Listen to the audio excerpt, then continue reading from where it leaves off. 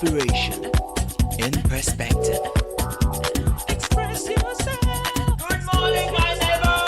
Citi FM, your station. It's a refreshing lifestyle. Citi FM, 97.3.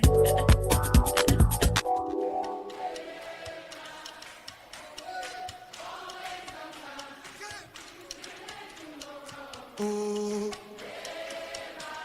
you lead, always for the one. Can we turn up? Can we turn up? Can we turn up? Can we turn up? Hey. He really moves up. Unleashing the power of relevant radio. This is Citi 97.3. I know he can. The Citi Breakfast Show. Rise above the noise. In times of trouble, he is my help. Yeah, I know no fear. I know he'll be right there. Hey, he really does what he says he will do. My God really moves. Oh, yeah. This is the Citi Breakfast Show. The city's biggest conversation. He really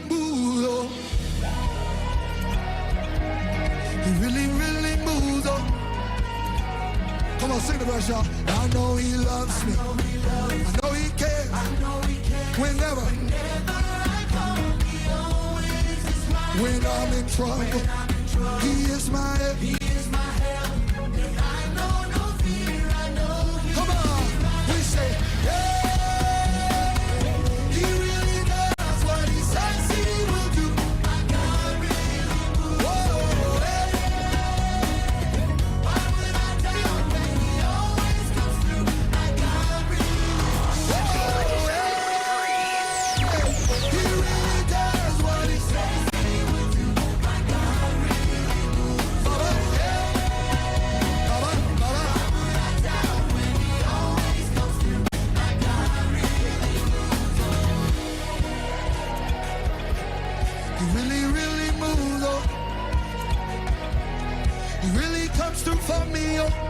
Every time, on time, every time. Come on, this your part. Come on, let's say. Remember, you're always on time.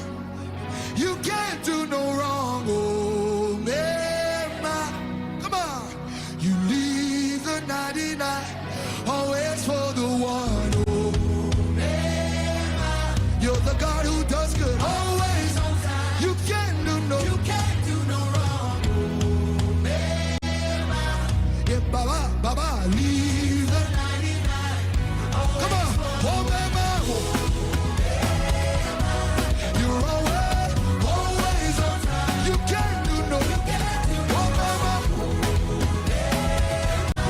You leave. You got one more year. Come on. 7:29. Oh my goodness. You can't do no. You're always on time. You can do no wrong. And even in saving me, you left the 99 for the one. It's called the mathematics of love. Oh,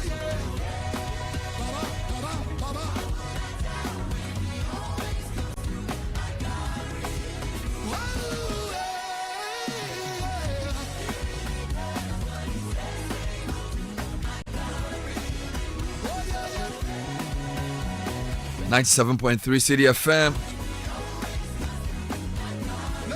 And Chandler Moore welcoming you to a great Monday morning. It's the 14th day of the 4th month. And the numbers are fascinating. 97.3, 6:30. Starting off with Business Sense, brought to you by Access Bank. Then we have the newspaper review segment, the business news, and the sport.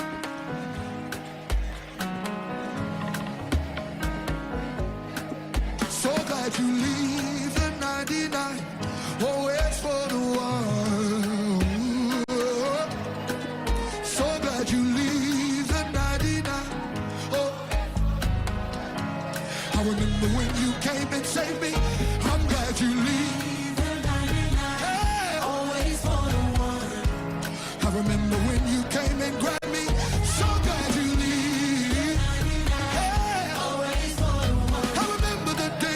Greatness is not in making things complex. Greatness is in simplifying complex things.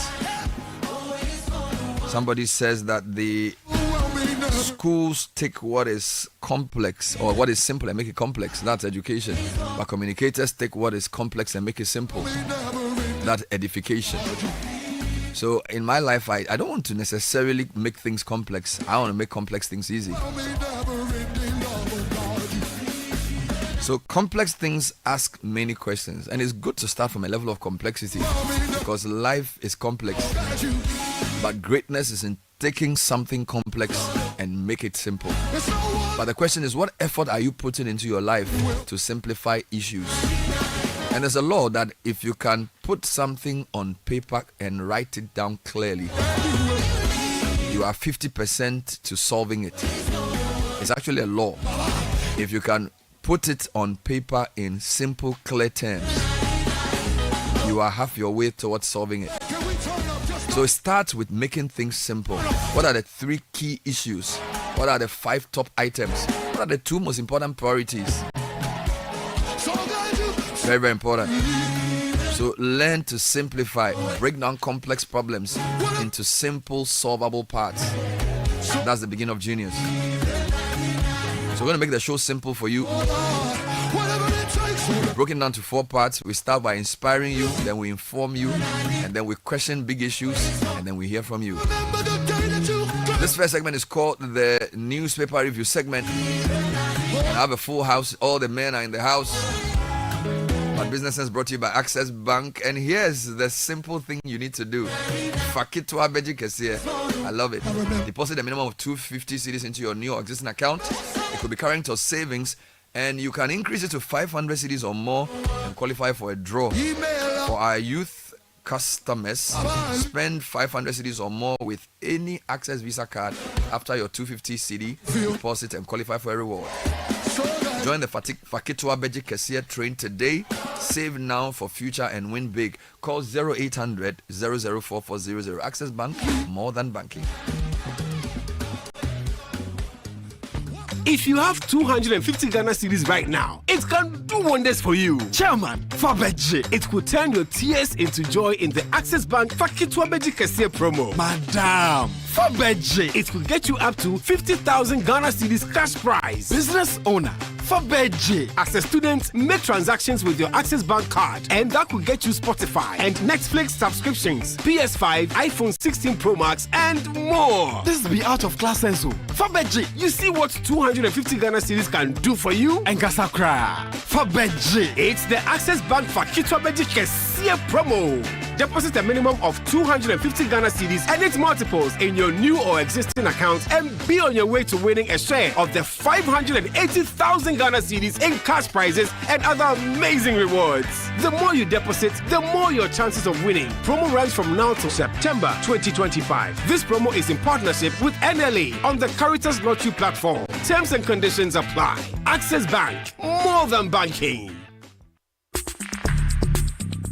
Join the conversation on the Citi Breakfast Show on Facebook at facebook.com/Citi97.3, Twitter at twitter.com/Citi973, and Instagram at instagram.com/Citi973 with the hashtag CitiCBS.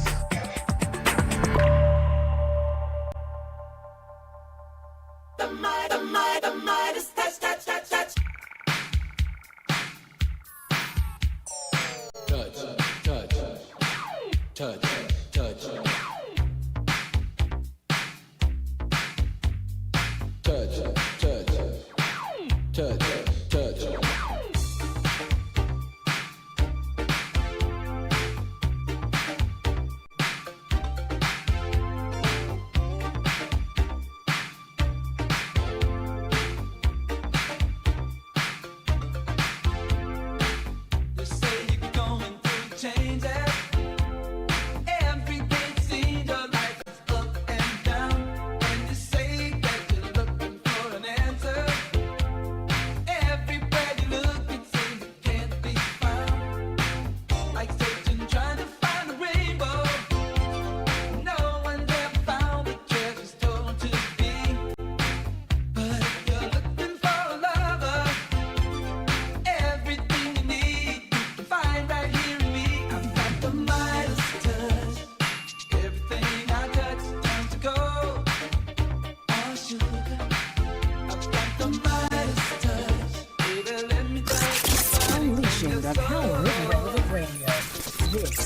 City 97.9.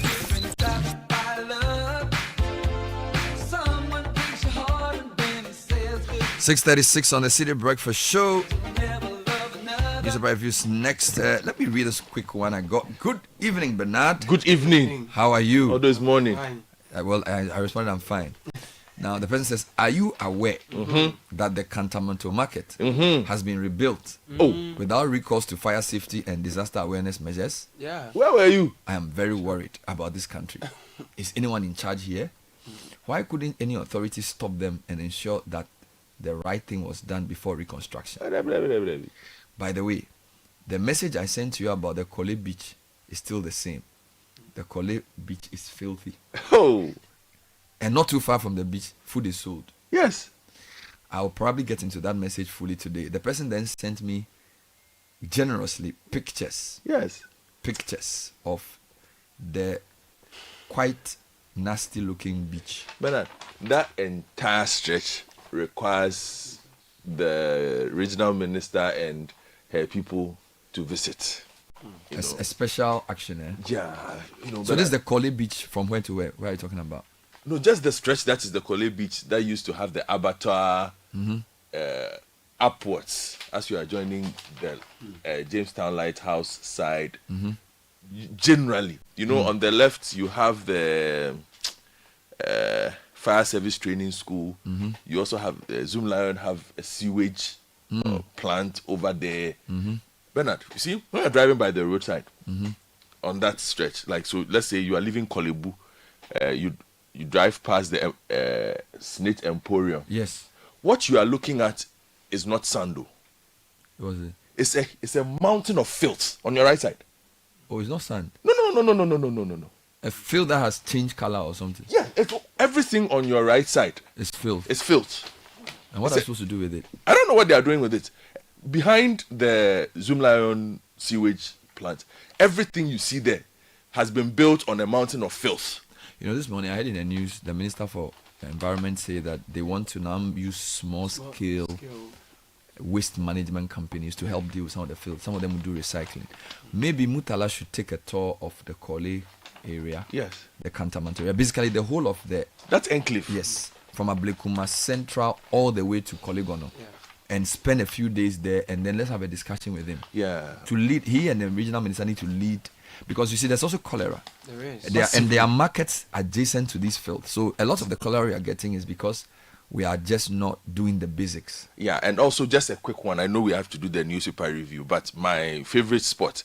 There are people are not. Where's your favorite spot? Obechebi.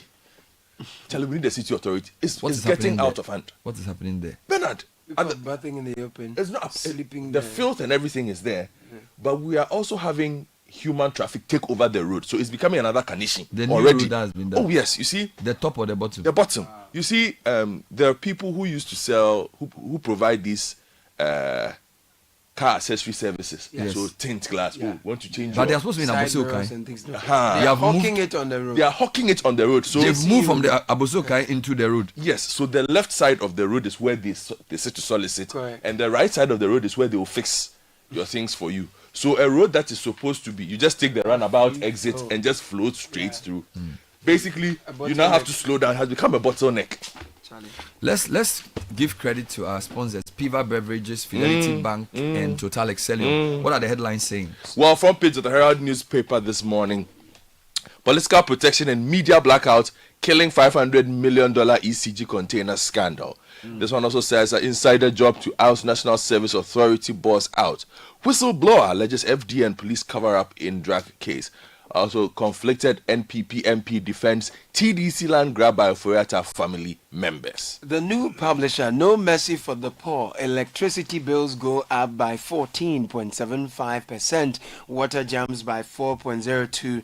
NDC groups in Talensi, Okankwe North, Tema East, Mampong protest MCE nominations. And Kafui Danku says, I will bring back Ghana's film industry. Front page of the Daily Guide: Boku youth fire IGP's car. Officer injured. Wow.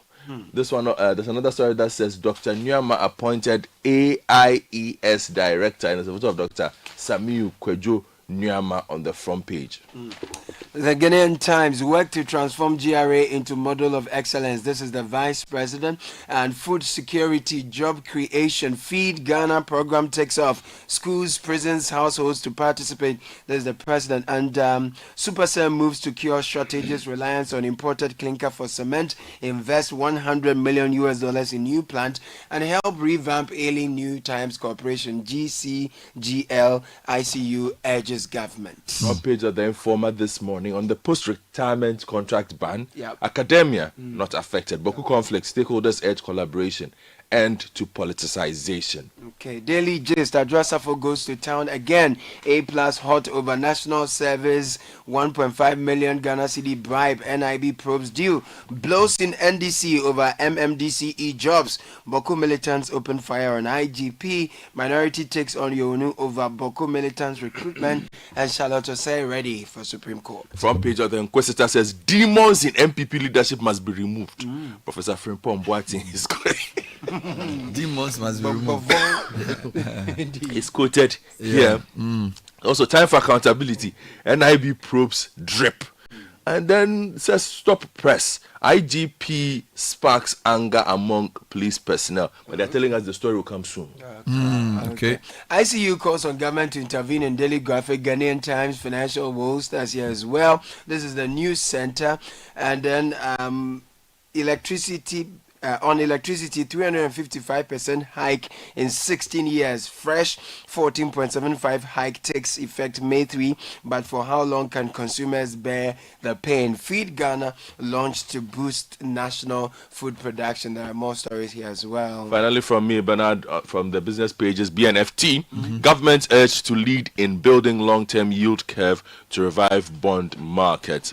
And then there's a visit by the Norwegian Minister of International Development as well. They report on that, as well as Supersem's stories here. Yeah. Today, newspaper, Mahama moves to boost food production as he launches Feed Ghana program. Allow Asantehene to resolve Boku conflict. Otumfuo Gold Coin Initiative begs politicians and academics not part of suspension of post-retirement contracts. Bernard. Let me take you online for a few quick headlines. If you go to Channel 1 News, suspend National Rental Assistance Scheme now. Okay. Tenants Union is demanding. Mahama says $400 million annual chicken import and national shame. I have a few frozen cut fresh chicken for you. Yes, you almost said cut. No. So the guy just dressed them. He didn't. Alande. Yes. Alande. It's only 140 cedis for what? Apiki. Tamale sour. I should pay. Why? I thought you had paid already. But you are on salary. Sure. Okay, you continue. A few stories here. 4 killed in Adansi shootout with police. And also, Tema Central NDC executives urge unity as tensions rise over MCE nomination. And then in Tamale South, Belpelia Dam dries up, leaving residents and animals desperate for water. I know I've been doing a series of stories on water almost every evening, and it's a major challenge across the country in terms of water supply. If you go to citynewsroom.com, 4 suspected robbers killed in shootout on Bekwai Fomena Highway. This story is our lead story. Kennedy Pong calls for calm amid tension in Boku. Involve grassroots in MMDC appointment to reduce tension. I go home advising NDC because in many places there are issues. For example, Tema Central NDC calls for peace unity over MCE appointment. And then Tamale NDC supporters reject DC nominee. Sorry, Talensi, not Tamale. Talensi and NDC supporters reject DC nominee, demand removal. Okankwe North NDC group threaten apathy. So almost every day there's something. A couple more MPP supporters protest over Mohamed Zaku's arrest over Facebook post. And then if you go to my Joy Online, they're leading with police launch manhunt for 2 officers shot dead. Police launch manhunt after 2 officers shot dead by robbers in the Upper East region. And then a few stories. $400 million imports of chicken and shame. So Mahama is speaking about chicken. I started a chicken business on Friday with Samens, and we brought our first 30 pieces to Accra from Somanya. And I'm happy to report that the business has started well, although we couldn't add any price to the thing because we announced the 140 on air. So, meanwhile, the place I buy, they sell it at 185. So, but I'm promising that I can reduce chicken import.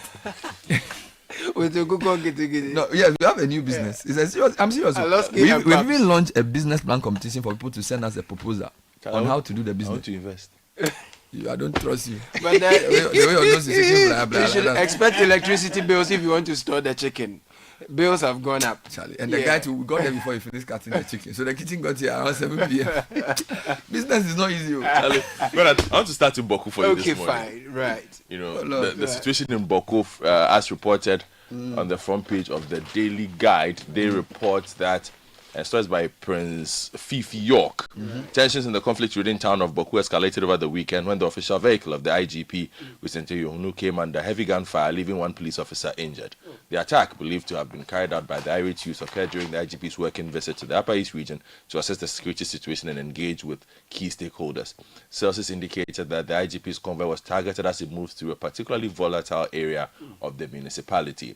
The injured officer, whose identity has not yet been disclosed, is currently receiving medical attention. Now, the IGP met different stakeholder groups during one of his engagements. IGP appealed to the youth to embrace peace and hinted at the possibility of enlisting qualified locals into the police service. On that, the minority is taking him on. Daniel Bampo writes for the Daily Gist that the Inspector General of Police, Christian Teteyonu, has come under barrage of attacks following his proposal to recruit combatants into the Boku conflict, into the police service. The IGP's controversial pledge to prioritize local youth, including alleged militants, for recruitment into the Ghana police service if they lay down their arms, has triggered a strong backlash from the minority in Parliament. Leading the charge is Minority Chief Whip and Member of Parliament for Nsaom Adweji, Frank Anodompre. He condemned the statement as not only inappropriate but also potentially dangerous. On that, the IGP has been speaking, and he says that he's been taken out of context, that he was urging the youth to lay down their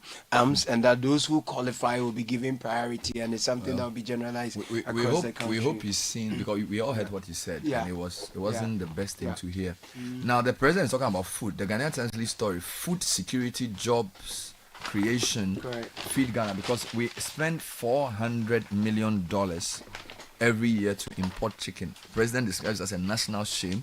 Give us some highlights of that story. So page 12 of the Ghanaian Times, Feed Ghana program takes off. Schools, prisons and households to participate. Julius Alpetechi is writing that President John Dramani Mahama on Saturday launched the Feed Ghana program to make the country food secure and sustainable jobs, create sustainable jobs in the agricultural value chain. Under the broad Agriculture for Economic Transformation agenda, the FGP is a strategic umbrella initiative under which all agricultural products and interventions of the government would be executed. Anchored on 9 thematic areas, the FGB target strategies to increase food production, promote modernized farming practices, strengthen infrastructure, and create agro-industrial zones across the country. Now, the president said 50 anchor farmers will get support under the Nkukon Kitinkiti policy. And then he also gave some other highlights with the Greek minister in tow. The point is that there has to be concerted effort to help boost local production of poultry. It's something we'll be discussing as the show proceeds. Now, Caleb, not to cut you, there's another story that I find quite interesting where Abosso Goldfields Damine Mine returns to Ghanaian ownership after 30-year lease. This story is on multiple websites. In a monumental decision to revitalize Ghana's economy, the president announced the return of Abosso Goldfields Damine Mine to Ghanaians ownership. I'm reading from Star FM. The transition follows the expiration of the 30-year mining lease, marking a significant milestone in the government's mission to reset the nation's economic landscape. Now, renowned for its rich gold deposit, the Damine mine is poised to play a pivotal role in strengthening Ghana's economy.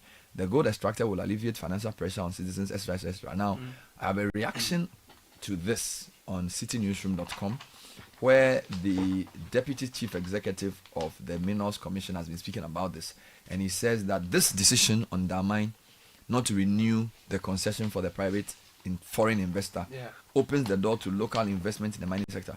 And I think the question to be asked is, will we get the local capital to exploit the mine in a way? Don't forget that the former CJ for an IE have been speaking about localizing or sort of local ownership of our mineral resources.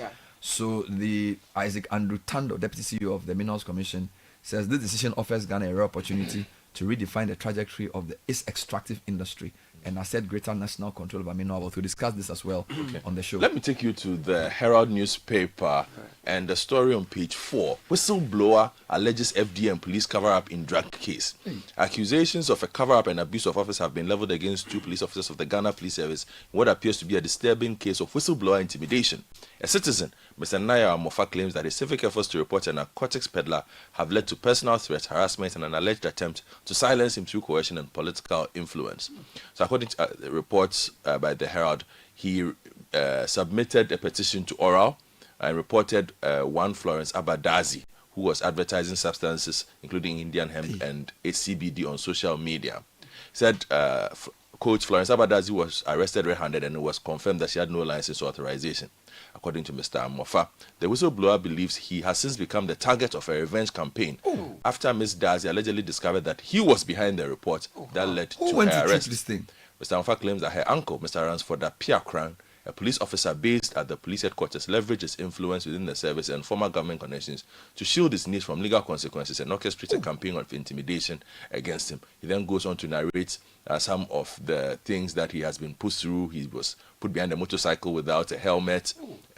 He's been asked to report to the police station, and he's been asked to apologize to the said lady that he reported to the Oral. This is crazy. Now, the NDC groups in Talensi or Kankwe North and Tema East protest MCE nominations. This is a new publisher report on page 3. Chaotic scenes, vandalism, arson, violently expressed anger, and threats have happened across parts of the country where some members of the NDC are unhappy about persons nominated to become metropolitan, municipal, or district chief executives of various assemblies. Such protests have happened in the Kankwe North constituency, the Asante Mampong constituency, Talensi constituency, and Tema East constituency, among others. In Mampong, the first of such protests started last week, Wednesday, when the Asante Mampong constituency office of the NDC got vandalized with furniture, motorbikes, and other items set ablaze by some angry members of the party in that area. In Tema East, we are told a similar thing happened at Okankwe North, Talensi, on and on. In Talensi, Citi Newsroom reports that some aggrieved members of the NDC held a press conference on Sunday to reject the nomination of John Milim na Bwamya as the DCE. So story goes on. The reaction to this, yesterday, Citi Newsroom interviewed Divine Otuagohom, Greater Accra Regional Chairman of MPP, who was talking about many things. He was asked by the host what he made of the agitations, and he's basically saying involve grassroots in MMDC appointments to reduce tension. So Divine Otuagohom has called for a grassroots-led approach in selecting MMDCEs, stressing the need for internal party vetting before the final nominations are forwarded to the president. And I think this was actually done. It just so happens that when people's preferred candidates don't get then they protest very then they protest. So we've seen 3. I'm sure there are a lot more. So there's Tema Central, there's Okankwe, there's also Talensi, and there's few others. Yeah, plus the Mampong one. Yeah, so I think that the appointed authority needs to explain itself.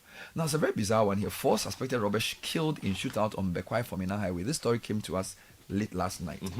And this is CityNewsroom.com. 4 suspected robbers believed to be terrorizing inhabitants and travelers within the Adansi area in Ashanti have been gunned down during a shootout on the Bekwai Fomina Highway.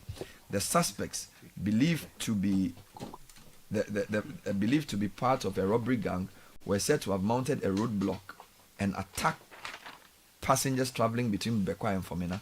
The police responded swiftly to distress calls and engaged the robbers in a fierce gun battle. 4 of the suspects died in the operation, while 2 others who also sustained gunshots wounds managed to escape in the nearby bush. The problem with these kind of stories is that media is usually not there watching the shootout. So you just report what you are told, or at least you check, and then those who are eyewitnesses will tell you what they saw. But we are told that a manhunt has been launched to apprehend the 2. And residents have been living in fear due to cases of robbery. So what's happening abroad? So Trump says nobody will be left off the hook as the issue of tariffs continues. Oh, okay.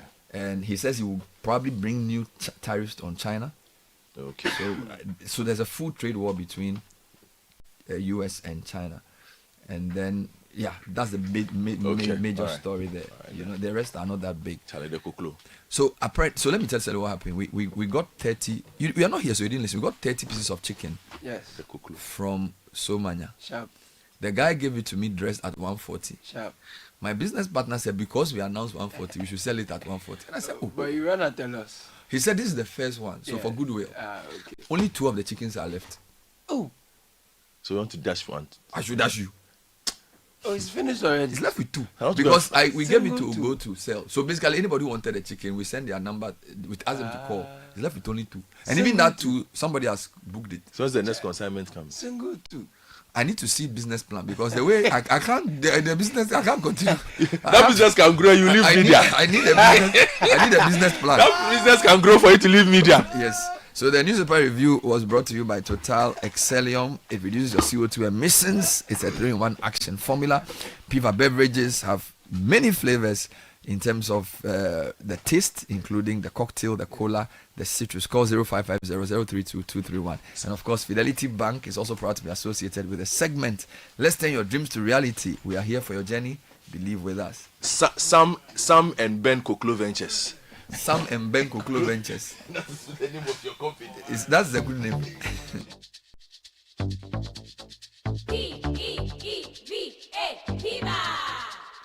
Looking for a burst of flavor in every sip? Discover the refreshing taste of Piva beverages. Enjoy the classic Piva Cola flavor, perfect fit anytime. How about a fruity adventure? Try our delightful Piva orange fruit drink packed with recognized citrus flavor. Craving something exotic? Our Piva cocktail fruit drink brings the tropics to you. For a sweet and juicy treat, grab our grapefruit drink and don't miss out on the refreshing Piva Tangerine fruit drink, bursting with tangerine flavor. Piva Cola, Piva Orange, Piva Cocktail, Piva Grape, Piva Tangerine. Grab yours today. Available now at your local store. Call us on 055-00-322-31. Piva, a taste you love. This advert is FDA approved. P for Piva. Oh, jump on now. Go. Ugomi, at what time will you come back where I don't hear the sound of your car? Why you buy new car? No, I not change my car. It be the same, right? It be the fuel way I change. Way one shouts it. Ever since I started using the all-new Excellium Premium Fuel, fortified with 3-in-1 action. Oh, Joe, now my car they run like electric car. No, it's so. This is the type of fuel where they want to. Because now engine they cost. Where they want for way if I buy it, it go protect my engine. And with the small way I buy, I go drive, sir. Absolutely. It's like strapping a turbocharger to your engine and giving it a protector. And what they bust my mind, Seth, be the 3-in-1 action, no? Excellium, they prevent up to 99% of deposit. It be anti-wear, some be anti-corrosion. Won't pay when I open them. Hey, so where can I find this magical fuel? Just head over to any Total Energy service station and your car will thank you. Hey, then make a finish my gobe fast, then rush go Total Energies. My friend, but why your hand my gobe inside? I give you info. Make a fill the gobe too small. The go. Excellium is designed to protect your car engine, decrease fuel consumption, and lower CO2 emissions. Don't say fuel, say Excellium. Choose Excellium, choose quality.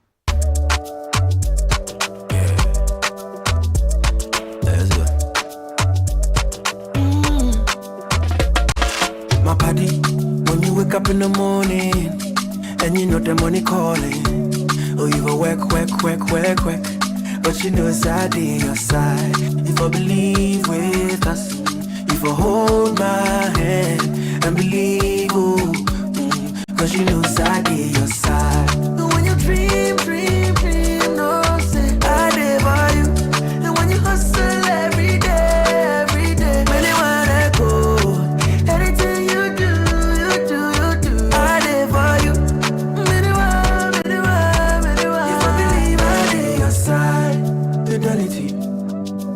If I believe with us, fidelity.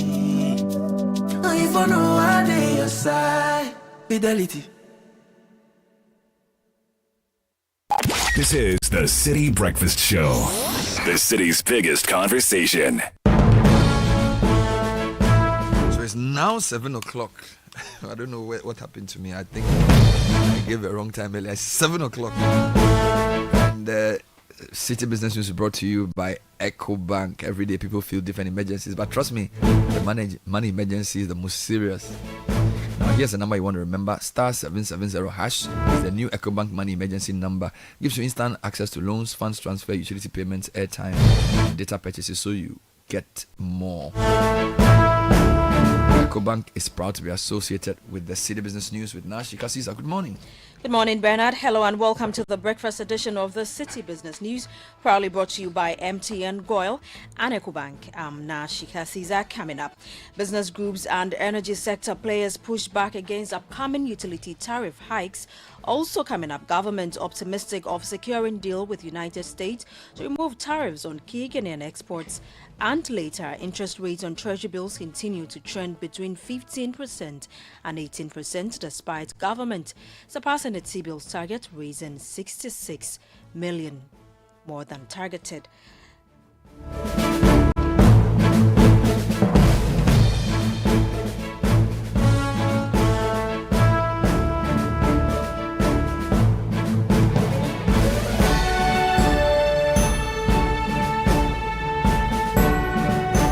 Settle for the details of our stories now.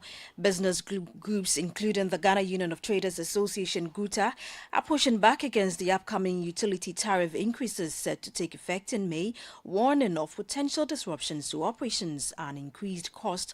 The groups argue that inefficiencies within the utility sector must be resolved before any further adjustments are made. City Business News' Daniel Sakiti has been engaging some stakeholders and comes through with this report. Inside her shop, Constance Labi, a seamstress, and her apprentice are busy sewing outfits for clients. But she is deeply concerned about the ripple effect of the 14.75% increase in electricity tariffs set to take effect on 3rd May. Her business heavily relies on electricity, and the adjustments could threaten her already tight profit margins. Your consumption rate determines how much you pay. I currently pay almost 300 Ghana cedis a month. If there is going to be an additional increment, then we might as well shut down our businesses. These concerns are echoed by several business owners, many of whom have indicated their intentions to pass on the extra cost to customers. Someone pays 50 Ghana cedis to have a dress sewn, and you suddenly tell them the price has increased to 100 Ghana cedis the next day. They wouldn't be able to afford it. That would hurt the business. Right now, our prices are affordable, so we are able to attract customers. But if electricity costs go up, we'd be forced to increase our prices as well. Things are already tough, and a rise in electricity tariffs will affect us. Players in the printing sector have also raised red flags about how the new tariffs would affect their operations. They argue that the quality of services provided does not justify the increase and insist that utility companies must improve service delivery to match with the proposed adjustments. Bismarck Menu is manager of Pep Talk Enterprise. If they increase it and we have constant supply of electricity, that is okay. But for the past 3 weeks, we've been having some fluctuations here. One phase will go off, the other will come, and the one that is on goes off. Meanwhile, households are also bracing for financial strain, anticipating a hike in water bills and overall living expenses. If water bills go up, the price of a bucket of water will also increase. President of the Ghana Union of Traders Association, Dr. Joseph Obeng, has also voiced strong opposition to the tariff increase, calling on authorities to reconsider the decision. There's a whole mess going on at UCG, and we are not to bear the cost of it. There's no moral justification. Even PURC, what have they come to tell us about what they've done so far to clean the mess at UCG before even coming to us again? We are not going to accept this. Not this time. That was President of the Ghana Union of Traders Association, Dr. Joseph Obeng, and in that report by Daniel Sakiti.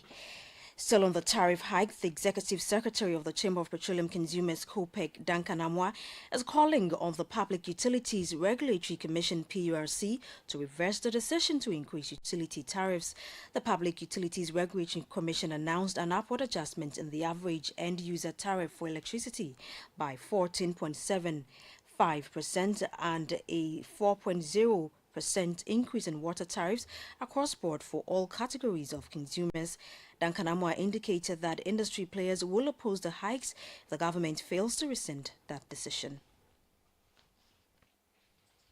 if you look at the circumstances surrounding ECG currently, we have on our hands issues of accountability that renders even public procurement processes in the country and laws moot and ineffective. We have almost 2,000 containers unaccounted for, running into hundreds of millions of Ghana cedis. Then we turn back to the people and say we don't have money, we are unable to sustain our operation, so we are increasing tariffs. It doesn't add up, and I think that URC would need to do a backtrack of that decision. Coming back to the consumer to insist we should pay more, I can assure will be resisted fiercely. You had the Executive Secretary of the Chamber of Petroleum Consumers, COPEC, Duncan Namwa. Now the government remains optimistic about securing a deal with the United States to remove recently imposed tariffs on key Kenyan exports.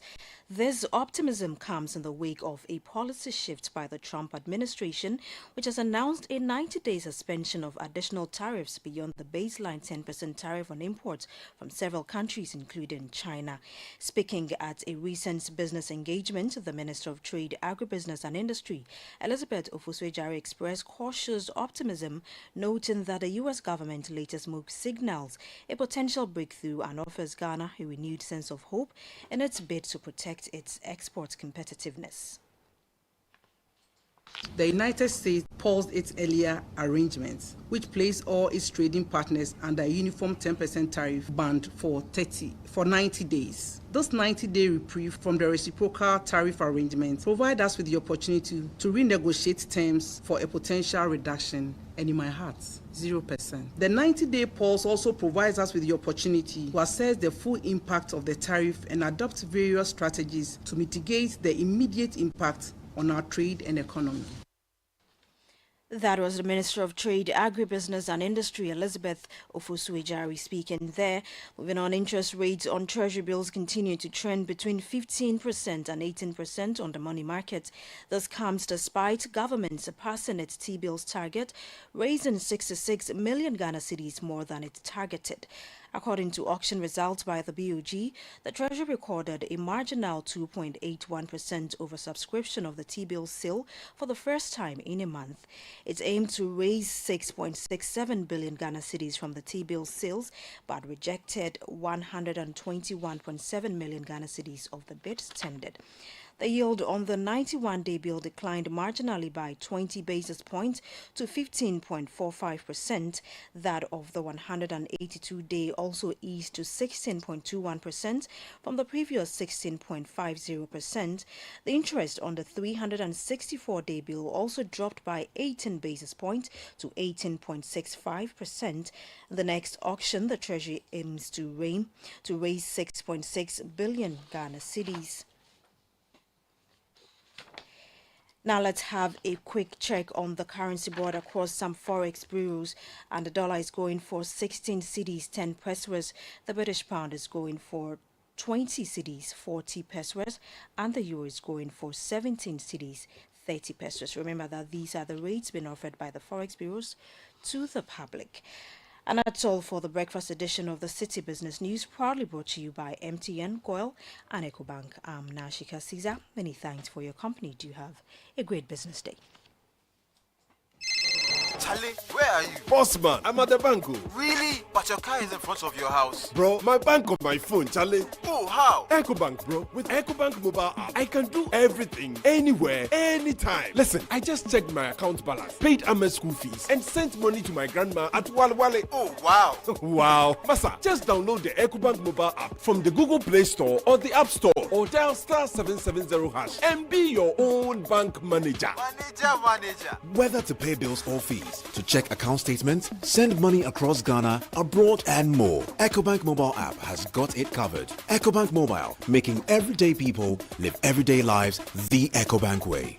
EcoBank, the Pan-African bank. This is the City Breakfast Show, the city's biggest conversation.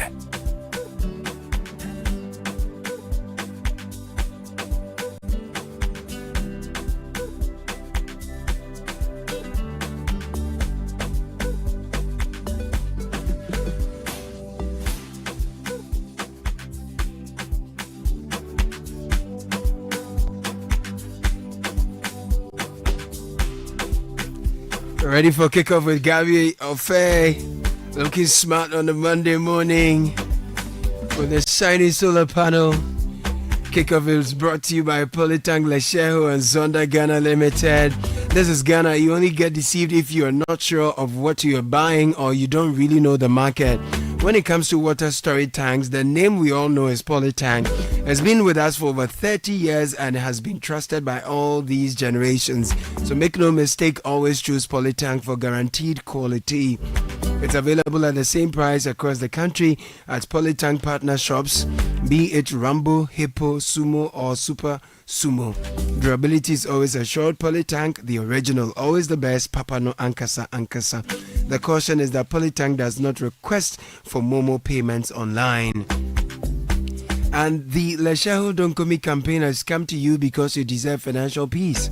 Life comes with financial challenges, but with Lesheho, you don't have to face them alone.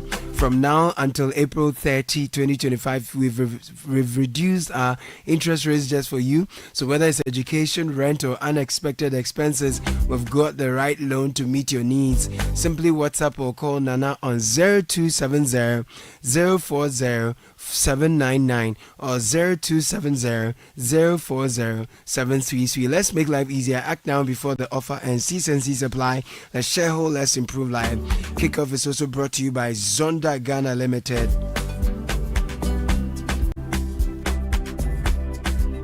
And Gabby Ofe is here with Kickoff.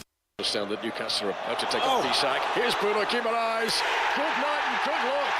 Manchester United aren't coming back from this now as Bruno Guimaraes joins the party. His fourth Premier League goal of the season.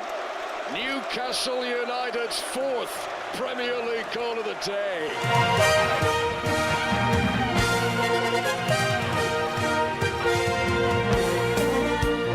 All right, so Harvey Barnes struck twice as Newcastle United troubled Manchester United 4-1 to climb into fourth place in the Premier League at the St. James's Park.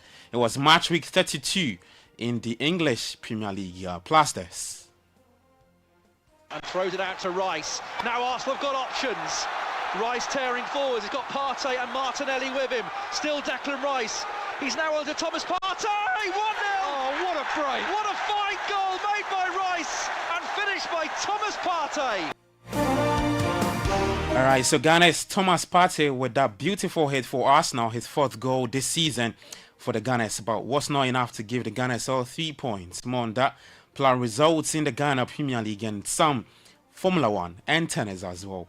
Welcome to Kickoff, and we are doing this with Zonda GH, Polytank Ghana, Shell Go Well, and Lesheho. Let's improve life.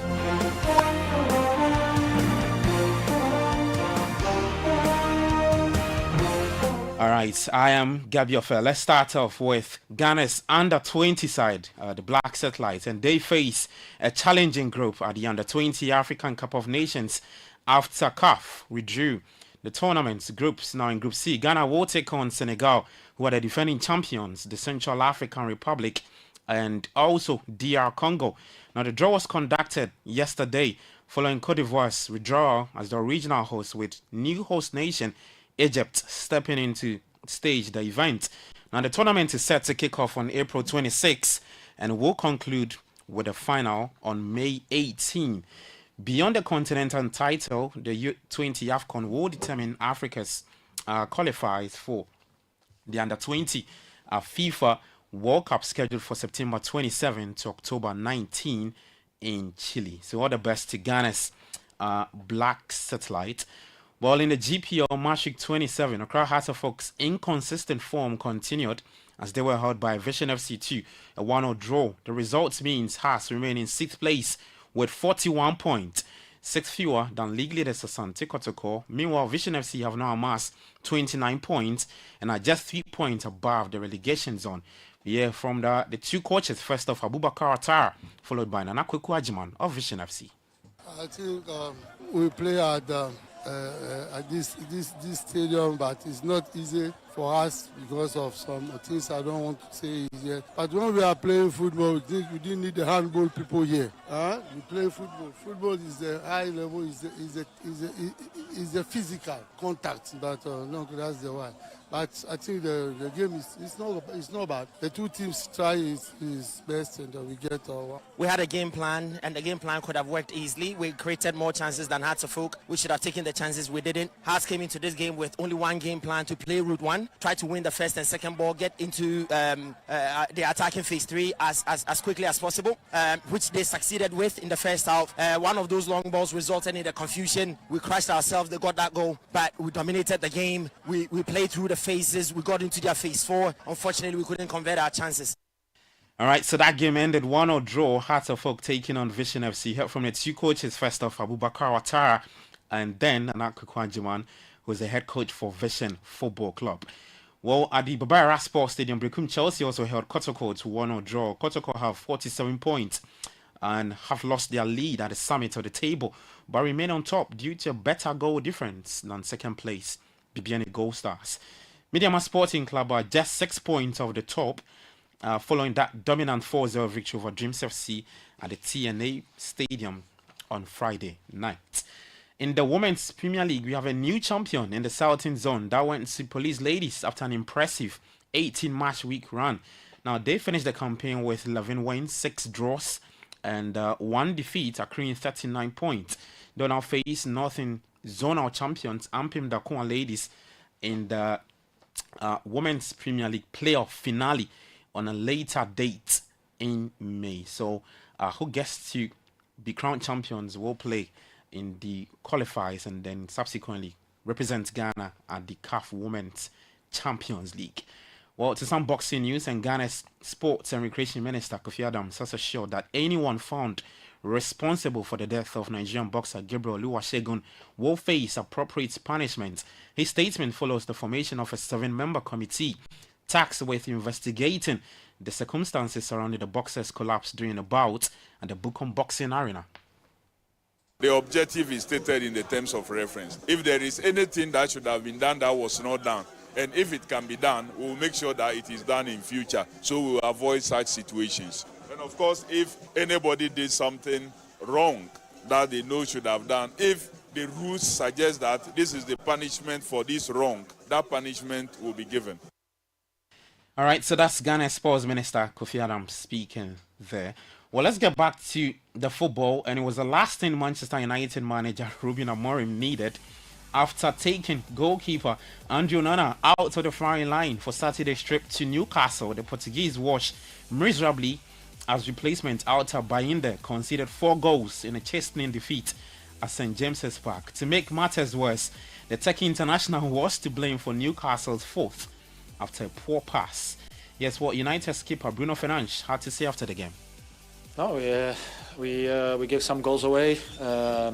We were good in the first half. We were in the game. We had very good moments in the first half. I think second half we didn't play as much as we could, because whenever we tried to play, we could break their lines and find the gaps and spaces. Obviously, with the man marking of them, we just needed to play around and be supportive. Third man run.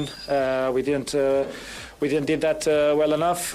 We gave some goals away. Obviously, I think the goals, almost all of goals, comes from our mistakes. All right, so that's Bruno Fernandes, Manchester United skipper, speaking after the 4-1 defeat to Newcastle United. At Stamford Bridge, Chelsea's hopes of qualifying for the Champions League were dented with the Blues held to a 2-0 draw against Ipswich. Ipswich are now 14 points adrift of safety following Wolves' win against Tottenham at Molineux. At Anfield, Liverpool, they moved to potentially 1 win from the title as captain Virgil van Dijk's late header helped them beat West Ham United 2-1. The victory means that if Arsenal lose at Ipswich next weekend, the Reds can wrap up the title by beating Leicester. First, your first question, have you and Robbo made up? Always. Me and Robbo are like brothers. You know, we obviously been together through everything, and this is also part of the game, and luckily we got the win. How did that feel when that hit the net? Beautiful. Obviously, for multiple reasons. It's the winner, of course. It's quite late in the game, but a set piece. and we have been struggling a little bit with scoring goals in set pieces, and it's obviously something that I feel a lot of responsibility for, but we work on it a lot, and today we got one.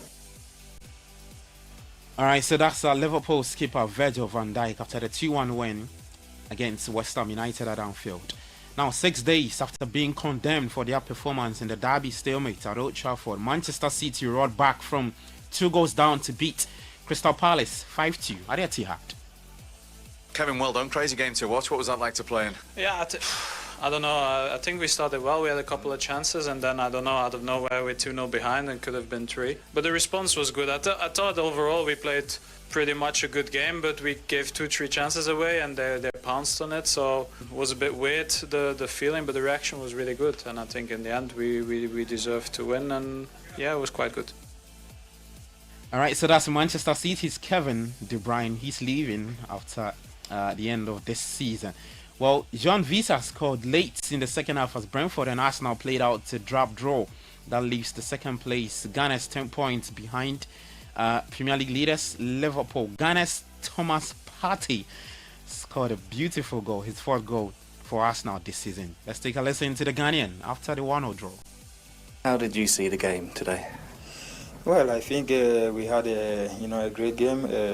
We dominated the game from the start. We were able to go with the first goal, but it's frustrating for us because we know exactly what's going to happen when they have a set piece, and we could not defend it. And I think it's part of football. We have to forget about today and then learn from the mistakes and move forward. Great goal from you today. It was from back to front in the flash of an eye. Tell us what happened. Yeah, I think it was something that we've been doing for a while now.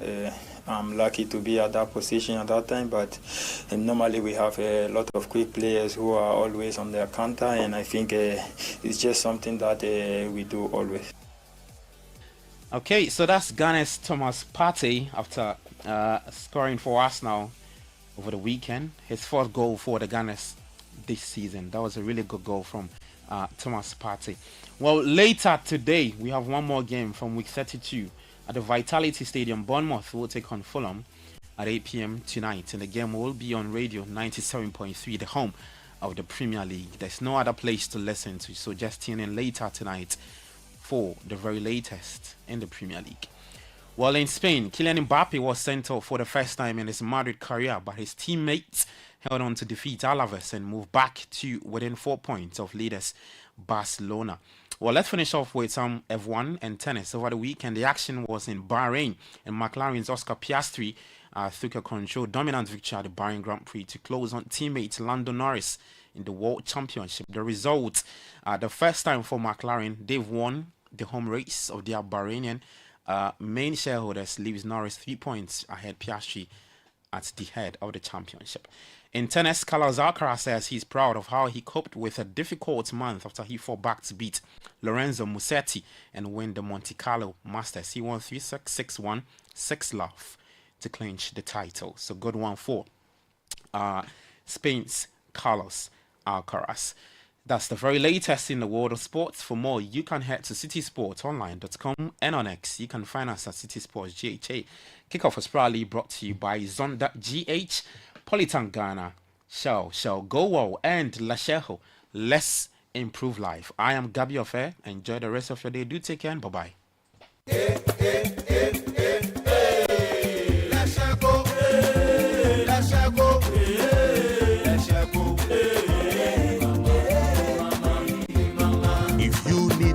Services, innovative financial solutions. We deliver on our promise, cause we are number one.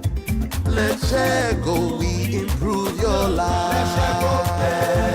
Let's share go, let's share go, hey mama, hey mama, hey mama. Even when you're stuck with nothing, no matter your situation,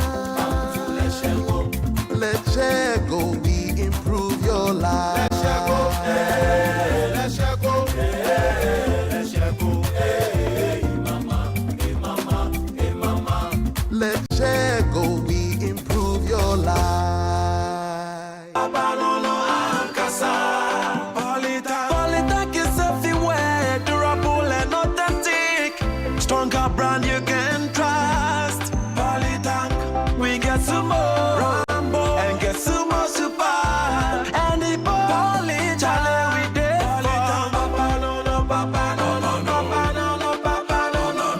Papa Lolo Ankasa.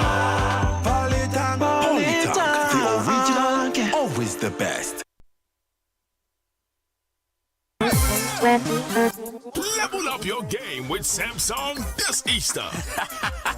Call me the gadget master. Yes, this Easter is the Samsung excellent deals. Charlie, what are you waiting for? Up to 30% off. A06 starting at 1,499. Grab your Galaxy A26 for 4,199 Ghana cedis. A56 6,599. And your Galaxy Tab A9 is starting at 2,599 Ghana cedis. What more can you ask for? Okay, this is bonus. Grab your Galaxy Watch 7 and thank me later. Price has drastically dropped from 5,099 to 3,569 Ghana cedis. Don't forget, promo valid from 11th April to 4th May. Terms and conditions apply. It's time for Bell Move flavored milk.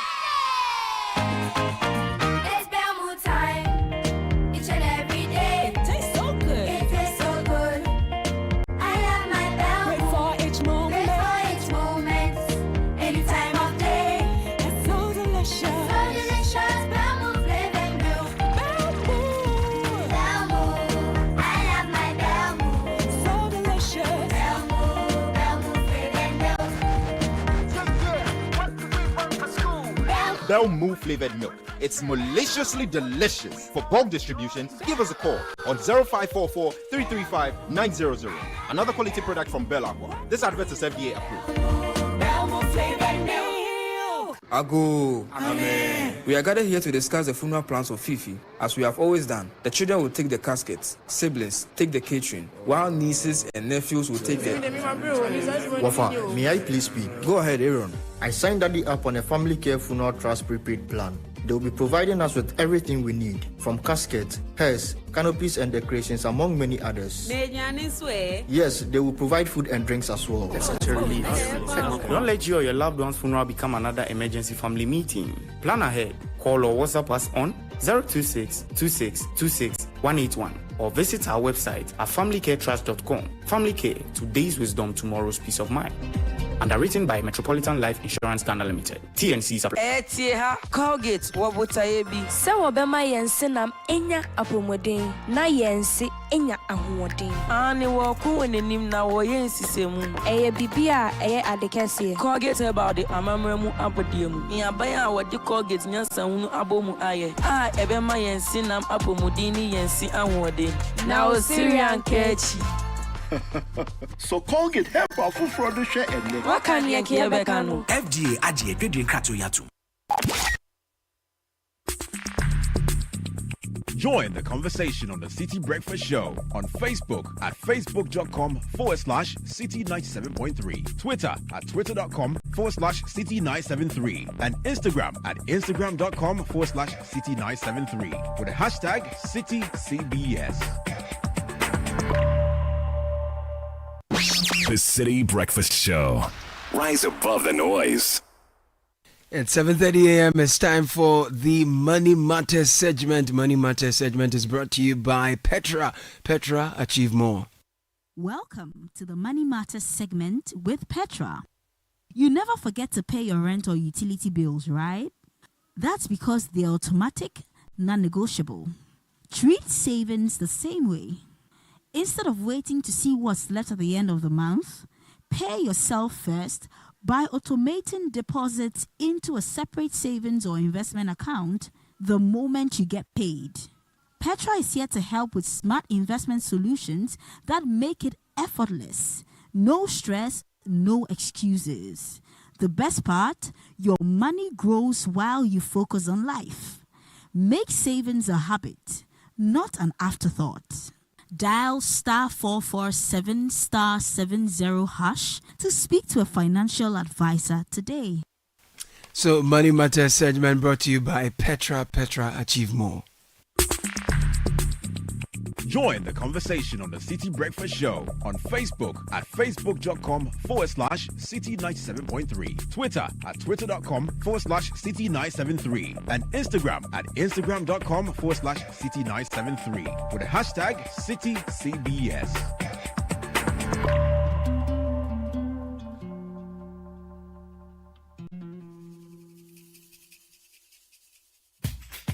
Esta noche bailamos, te doy toda mi vida.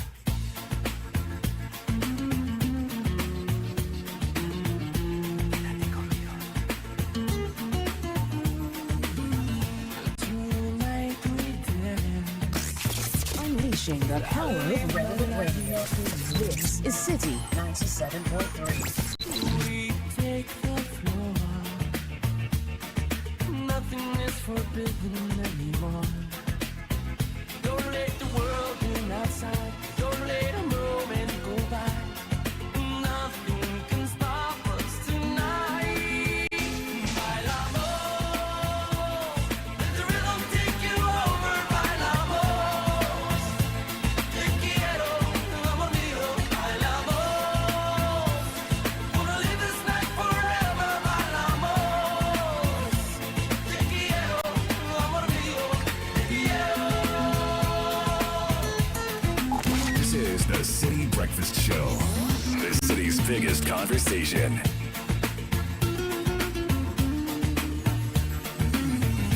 Tonight I'm yours. We can make it happen, I'm so sure. Now I'm letting go. There is something I think you should know. I won't be leaving your side. We're gonna dance through the night. I wanna reach for the stars. Bailamos. Let the rhythm take you over. Bailamos. Te quiero, amor mío. Bailamos. Wanna live this night forever. Bailamos. Te quiero, amor mío. Te quiero.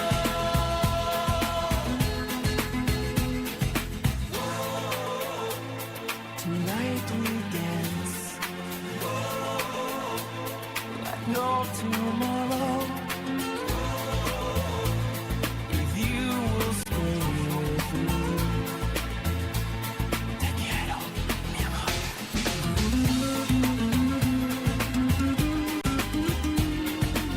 7:33. Still the City Breakfast Show. Number of birthday requests coming through on the show this morning. Happy birthday to Dominic Safo, aka Slim, Atlanta, Georgia, USA. God bless you, brother, from all the Vapopans in Ghana. To Dominic Safo, aka Slim. Happy birthday to the CEO of Filido Enterprise, Olivia Addo, from your parents and all your siblings. Olivia Addo, and to Kiki Jacqueline Padiki Padite, PR and Coms Action Aid Ghana. Wishing you a fantastic birthday filled with celebration and a year ahead brimming with new accomplishments. Happy birthday to Sarah Mahiabo of the Tax Department of Deloitte. Also to David Adu, Senior Manager Consulting, from your country managing partner Daniel Kojo Owusu and all staff. And to Mrs. Mavis Wright, may this new chapter bring you joy and increase. You are blessed and highly favored. From all of us here at 97.3 City FM and Channel 1, to Mrs. Mavis Wright, happy birthday to you. Bena, please extend our warmest birthday wishes to our beloved Mrs. Nalamle Wellington Abbey of the University of Ghana, Legon, through your medium. May her special day be filled with joy, love, and divine blessing. Your Christ-like compassion and dedication to students are truly inspiring. You've been a source of hope and support, exemplifying the spirit of service. Wishing you excellent health, a life filled with God's goodness and mercies, and many more years of impactful service.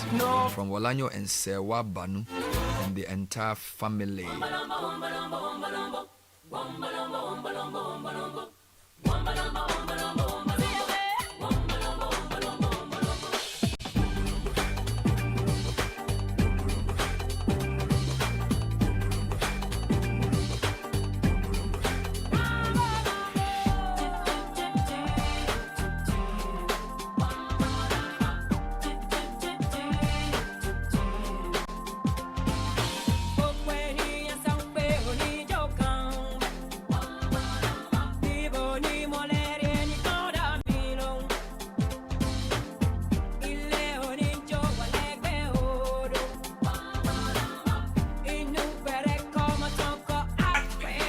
Meanwhile, I've got a few reactions to some of the things we discussed this morning. Okay. Here's a friend who's in farming. He said, good morning, Bernard. Good morning. Welcome. Oh, actually, I missed something. You know, on Friday, a friend of mine who's a doctor who has a farm in Agomeda said that when my driver set off to go get the Somanya chicken, he should call him because he has some chicken for us. But I forgot. I just remember. Because Agomeda is on that side, right? Yeah, so he said that we should call him so that he said you give us live chickens. Oh, this one is live. So I forgot to let my driver call the guy. Anyway, he says, good, my Bernard. Welcome to the farming community. Well, I'm not farming, I'm retailing, I'm not a farmer. We are cautiously optimistic about the new government's small chicken agenda. While it sounds like another promising initiative, we can't help but wonder what's new this time around. Previous programs like Planting for Food and Jobs have had significant funding, but tangible results on the ground have been limited. Is there a way this can be monitored differently? It is the same ministry, same people, with just a new political head. There is a team of people who do the same things and expect different results. I wanted your comment on it because I remember, was it you who spoke about PFJ? Yes. So over the weekend, the president was in the Bono region launching the Feed Ghana project. Yes. And as this farmer is texting, he's basically saying, there's a new minister, there's a new deputy minister. But if you think about it, the people who implement the project are the same people. So if we claim that PFJ did not meet the expectation, does having a new political head alone change everything? Number two, how do we monitor this Feed Ghana project so it doesn't become one of those wasteful things they do where they spend a lot of money, they say they've given people seed funding, fertilizer, you go and check after 4 years and realize that nothing is on the ground tangible to show. So I think it's a question for all of us, all right, to discuss. What will be important is hopefully they give us a policy document. Yes. That helps with the monitoring because then we know exactly what it is we are looking for. Very good. Okay. And then we can track as the ministry and its agencies works on this, because from what the president was discussing over the weekend, basically they are calling this Yeridia, where it's a throwback to a Champon style agric, where small scale farming communities are involved, schools, institutions, but basically you put the two together, you put all those groups together and have volume. Okay, so it will be interesting to see how that is done and how that is operationalized. So let me ask Tanko of the Ministry of Food and Agriculture, if there's a policy document, please share with us so we can track this. Monitor to make sure that we can see if this is working. This is quite important. And for the Nkukon Kitinkiti that you spoke about, they spoke about providing funding to 50 anchor farmers. 50 anchor farmers. So we have to know who they are. What the selection criteria, and they're supposed to produce 4 million beds. That's the target. I also want to farm. I mean, that's space, so please. But when did you come back that you are farming? But I thought you were a fisherman. I'm a farmer, I'm a fisherman, I'm everything. I'm a welder. The way I know you is fish you do. You were born near the coast and your mother sells fish. So you are a fish farmer. You are not a farmer. You are not a farmer. No, he's international fisherman. You are a fish farmer. So also can you cast the net? Why not? You can do it. Yeah, but that there's sabula, deadly sabula. What's the best time to catch?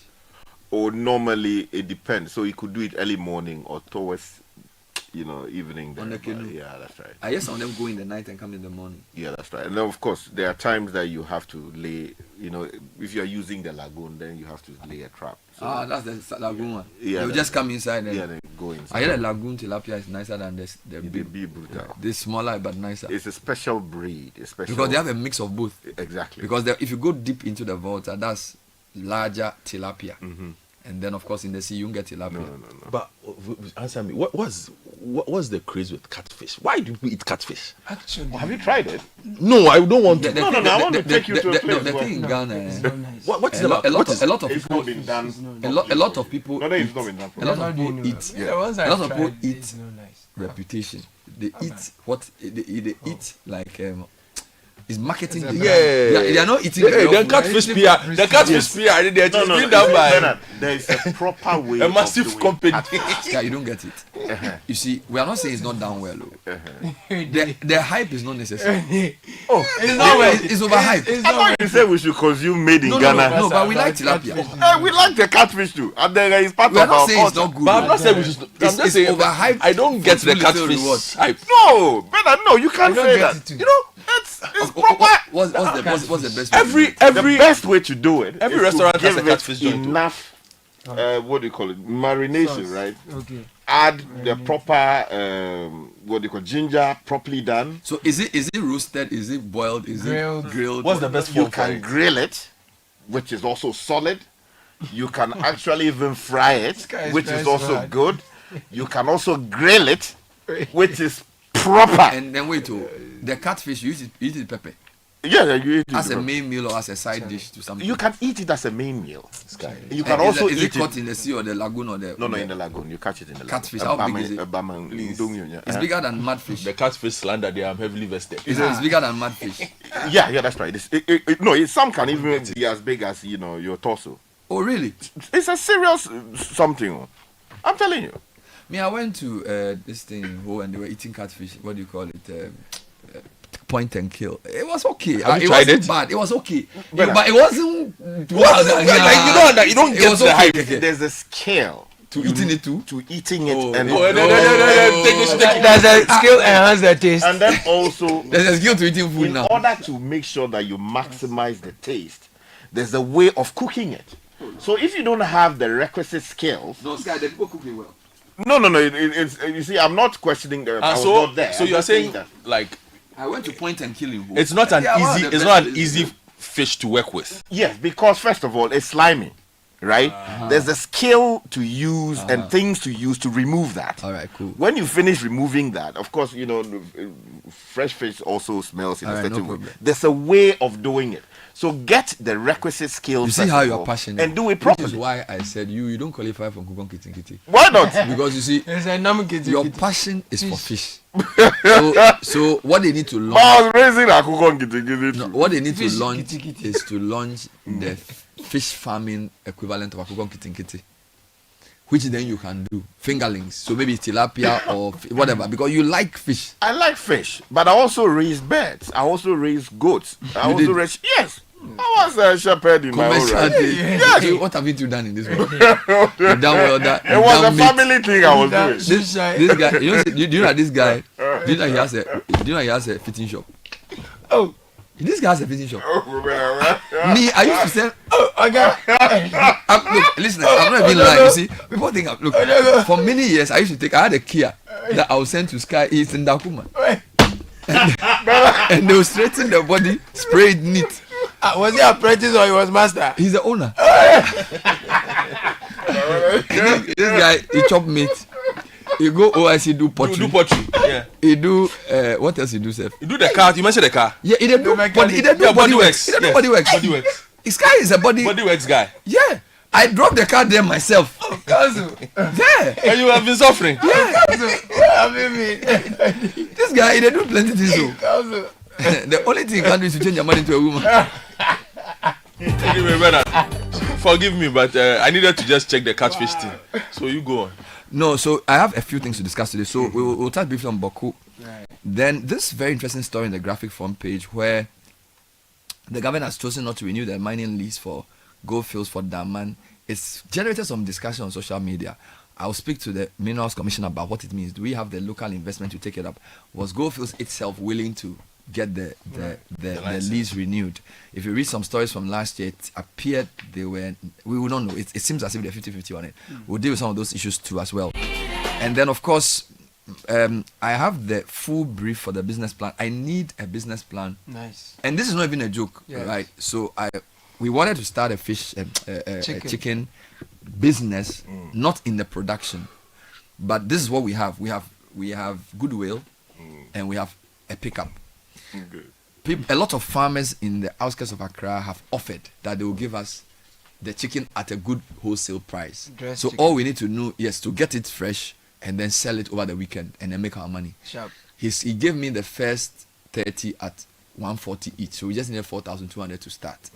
I wanted to sell it for like 170. My business partner said no, we should start at I thought you were 140. complaining about 150 or 180. Yeah, he said, but 185. yes, yeah, but so I felt that 185 was too much, and the price had gone up too much. So I wanted to sell it around 160, so that I'll undercut the market. But the man said Which is also more fair. because we advertised 140 as the first one for goodwill, we should sell it for 140. And we asked as if we only two, and even the two, somebody wants it. I see. So I don't know whether it's a good business to continue. Well, I mean, so there has to be some research done to know what is the optimal price to sell it. What cost elements actually eventually determine how much they are selling it to you.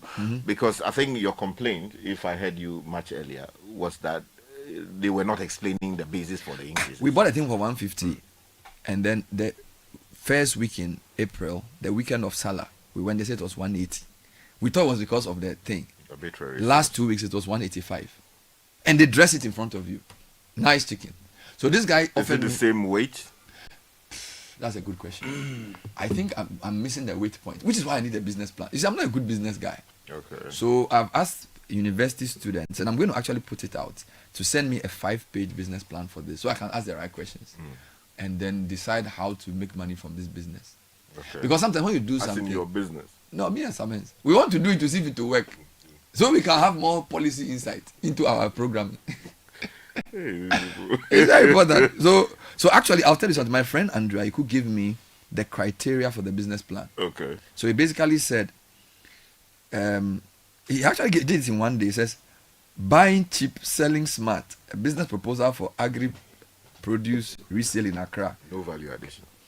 Objective, students at the tertiary level are to develop a 5-page maximum business proposal or concept for a venture that involves buying agriculture or other sector products cheaply from regions outside Accra and reselling them in Accra at a profit. Okay, then it goes on. The proposal should demonstrate feasibility, that's 1, market potential 2, and sustainability 3. Then he now gives submission guidelines and evaluation criteria. Seriously, Charlie. Submission guidelines and evaluation criteria. Yes. So under executive summary, give a brief introduction of the business idea. Key objectives are expected impact and why the business is viable. All this is executive summary. 1 page. Oh no, half page. Business description in 1 page. Clearly state the products to be sourced. Poultry, honey, eggs, what is that, whatever. Oh, why are you doing He's it saying like that it's a business proposal. So it can be poultry or it can be other things. Identify specific region outside Accra where the product will be sourced. Okay. That's still under business description. Explain why these products are cheaper outside Accra and the resale potential in Accra. So all this under business description, 1 page. So all of this I've said is 1 page. Second page, market analysis. What is your target market? Who will buy these products in Accra? Is it restaurants? Is it business people? Is it churches? Then demand and competition. Is there high demand? Who are your competitors? Pricing strategy. How will you price for profit while remaining competitive? You know, as a typical Ghanaian, the first thing I thought was price. But price is only under market analysis, which is another page. Then there's page 3, operational plan. Charlie, serious. Sourcing and logistics. How will the products be transported to Accra? I didn't think about all this last week. Storage and all of those things. Transportation method, cost and challenges. Storage and handling. As you said, how will perishable goods be stored to maintain quality? Sales and distribution. Will you sell in the market online or through partnership? It is getting complex. All this still under page 3. And then he comes to page 4, financial plan. Startup cost. Estimated initial investment. How much are we going to put in? This includes transport, storage, staff, and permits, which we have to pay the government. Hey, business is not easy. Pricing and profit margins. Cost price versus selling price projections. Revenue model. How will the business make money? Will it be bulk sales or retail or subscriptions? And then the final page is called risk assessment and sustainability, half page. Potential risk, example, spoilage, price fluctuations, transportation delays, solutions and mitigation of these risks. How will you handle these risks? And then long-term sustainability. Can the business grow? How? Now, the evaluation criteria has also been given. So if you can give me a 5-page proposal, we'll give the top 3 proposals internships in some businesses. Okay, that's good to know. So I'm going to send an email out. Those who want to do it, to just send me an email. And it's a good guide. The only thing I don't see there is the requirements that are legal in nature. So the registration. He mentioned it. He mentioned it. Getting all the necessary authorization if there is need for FDA, for instance, to intervene and all of that. He mentioned it, those and would also have to be. He mentioned it, and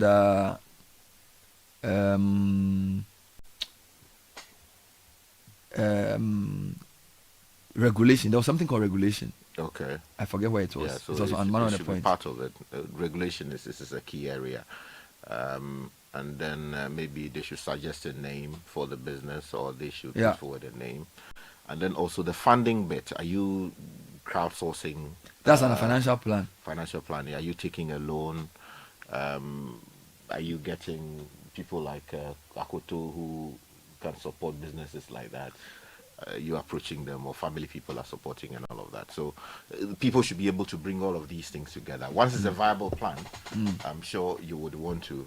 Caleb, you need to create an email for me to receive this proposal. All right, sure. And I'm going to declare the winner next Friday. Okay. The Who is Friday marking after. it? Andrew Aiku. Oh, he himself is marking. I have 2 business coaches, Andrew Aiku and another guy who used to work in one of these areas. Floodgate syndrome. Please stop calling my phone. I'm on air. I don't know. Somebody just calling my phone. Maybe he wants to give us chicken. No, I'm speaking on the radio, so don't call me. You know what? You know why that is weird? The person might actually even be listening to you and is calling you. I can't pick the call. But Bernard, where do we have cheap land for farming in Ghana? The cheapest land. What is cheap land? So Sky, land that is not so a friend of mine said that he thinks Afram Plains is the place to go if you want to do large scale farming. I think he went there last 2 weeks. Okay. And then he said he was angry because the people are waiting for rain because their houses are in between the land and the Volta River, and they've not figured out how to irrigate their lands. So they are in Afram Plains, which is within the floodplains of the Volta Lake, and the mechanism for irrigation, they don't have it. And therefore, if it doesn't rain, they don't have good agriculture. Wow. And he was like, we have a wisdom problem. Basically, if we can figure out how to use, and the water is there. How much is land per acre there? He says it's much cheaper than Accra. And that the people there are farm hands, they work. They don't have the capital to do large scale farming themselves. And they also have the mechanism for irrigation. So if you had large businesses which could go to Afram Plains and basically use some mechanism to do the irrigation, we can produce food all year round. Yet they don't have that mechanism. Oh, that's heartbreaking, because we have the natural what do you call it? Water body there. Of course, part of it man-made and all of that. You see, that is one of the biggest problems that we have. The fact that we still depend on rain-fed agriculture. It doesn't make sense. It's so sad, Sky. Bernard, with all the water bodies we have, of course, we are destroying many of our water bodies through galamsey and related activities. But it doesn't make sense that Afram Plains, as you're describing it, such a vast plain sitting there without the wisdom to be able to produce food all year round. I mean, Israel, how much land do they have that is arable in a sense? But they are able to produce enough food to feed themselves and to export. You go to other parts of the world, you realize that their land is rocky. I think it depends on a number of things. Government must show commitment to supporting people who want to do the investment. Then there has to be financing. Yeah, that's also. I think the cost of financing is quite challenging for agriculture in Ghana. And then the manpower, the technical expertise, so that if you are going to start the farm, you need good people in the farming business, whether they are tractor operators, agronomists. You need those guys to want to work for you in a way that you can pay them. They also need a market, because if you're going to produce rice and there's going to be cheaper imported rice, so all levels of the value chain. So government preparing the land, the financing paying for this, the entrepreneurial capacity and the technical skill to farm, and then the market access. I think all those things are necessary for this your dream to be made a reality. And Bernard, one of the things that in my research in this space, one of the things I keep hearing from people who've been in the space is that many of our people are not trustworthy. Mm-hmm. So they are either stealing your chicken or they are stealing your cassava or maize, harvesting it without your authority and all of that. So it also increases the cost of doing that business. So for instance, if you want to have, say, a 50-acre farm, you are into livestock, you are also producing food crops and related things for the local and international market, you would require a way of monitoring constantly what happens in the farm. So Technology for instance, and stuff. Yeah, because if you are in a farm place, to get there, you need to know what's going on there. Exactly. Have they watered? Is that technology available? Yeah, it's there. So that you can have the farm and remotely monitor it whilst your farmers are doing the watering and those things. That is there. But we also need to encourage our people because not everybody can afford, to police their farms like that. There's absentee farming. Exactly. Because if you remember the Nana Boache story, he was doing aquaculture somewhere in the Volta region. Business that started very well. Next thing he knew, somebody went to harvest the tilapia and he went and nothing was in So the question is whether some of the people we engage, you can trust them. All right. Sometimes they are family people. You give them something to manage. They assume that they have some entitlement. They can spoil it and come back to you tomorrow now, or they want to do some other business. I think we should do some serious self-introspection. Well, while we're at it, we understand the unique journey of women in business, from juggling multiple responsibilities to navigating financial complexities and societal expectations. The resilience and vision inspires. That's why we've created the She Business account, tailored to empower visionary women leaders like you, with collateral-free loans of up to 2 million cedis, insurance coverage, discounted loan interest rates, and capacity-building programs. The She Business account is the banking solution for you. Visit the nearest ABSA branch or call 0302 429 150 for more information. Your story matters, ABSA. And don't just watch, feel every moment of passion like a true football fan. From conducting every pass, analyzing every play, and celebrating every goal like it's your own. That's passion, lived and shared. That's priceless. Look out for the MasterCard booth at the Accra Mall Decathlon store on the weekend starting 28th March to April 30 for a chance to win branded MasterCard memorabilia and engage your favorite stars. It promises to be truly priceless. MasterCard, proud supporter of non-stop fans. And hello everyone, exciting news from the University of Ghana School of Law. We're thrilled to announce that admissions are now open for our master's degree program. Designed for individuals with a first degree from any discipline. Oh, I see. That's right. So all of us here can do this. You don't need a law background to apply for the LLM. Application deadline is 31st May. Our program is open to anyone with a first degree from a recognized institution with a minimum of second lower degree. Caleb, second. What did you get? No, I had second upper. Second upper. You're around. So what does that? No, he's not. He said second upper. So Caleb, me too, I qualify. Did you get second upper? Or you don't do that? You use different things. You can't really say you don't want to disclose. Okay. No, he had a second upper. That's good. I was a GPA. So. Now, by joining our program at Legon, you have the opportunity to benefit from other international partnerships with top-tier schools, including Ivy League institutions like Harvard Law School, Columbia Law School, and the School of Pennsylvania as well.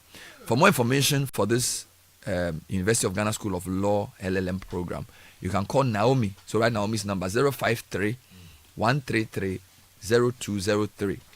So that's 053 133 0203.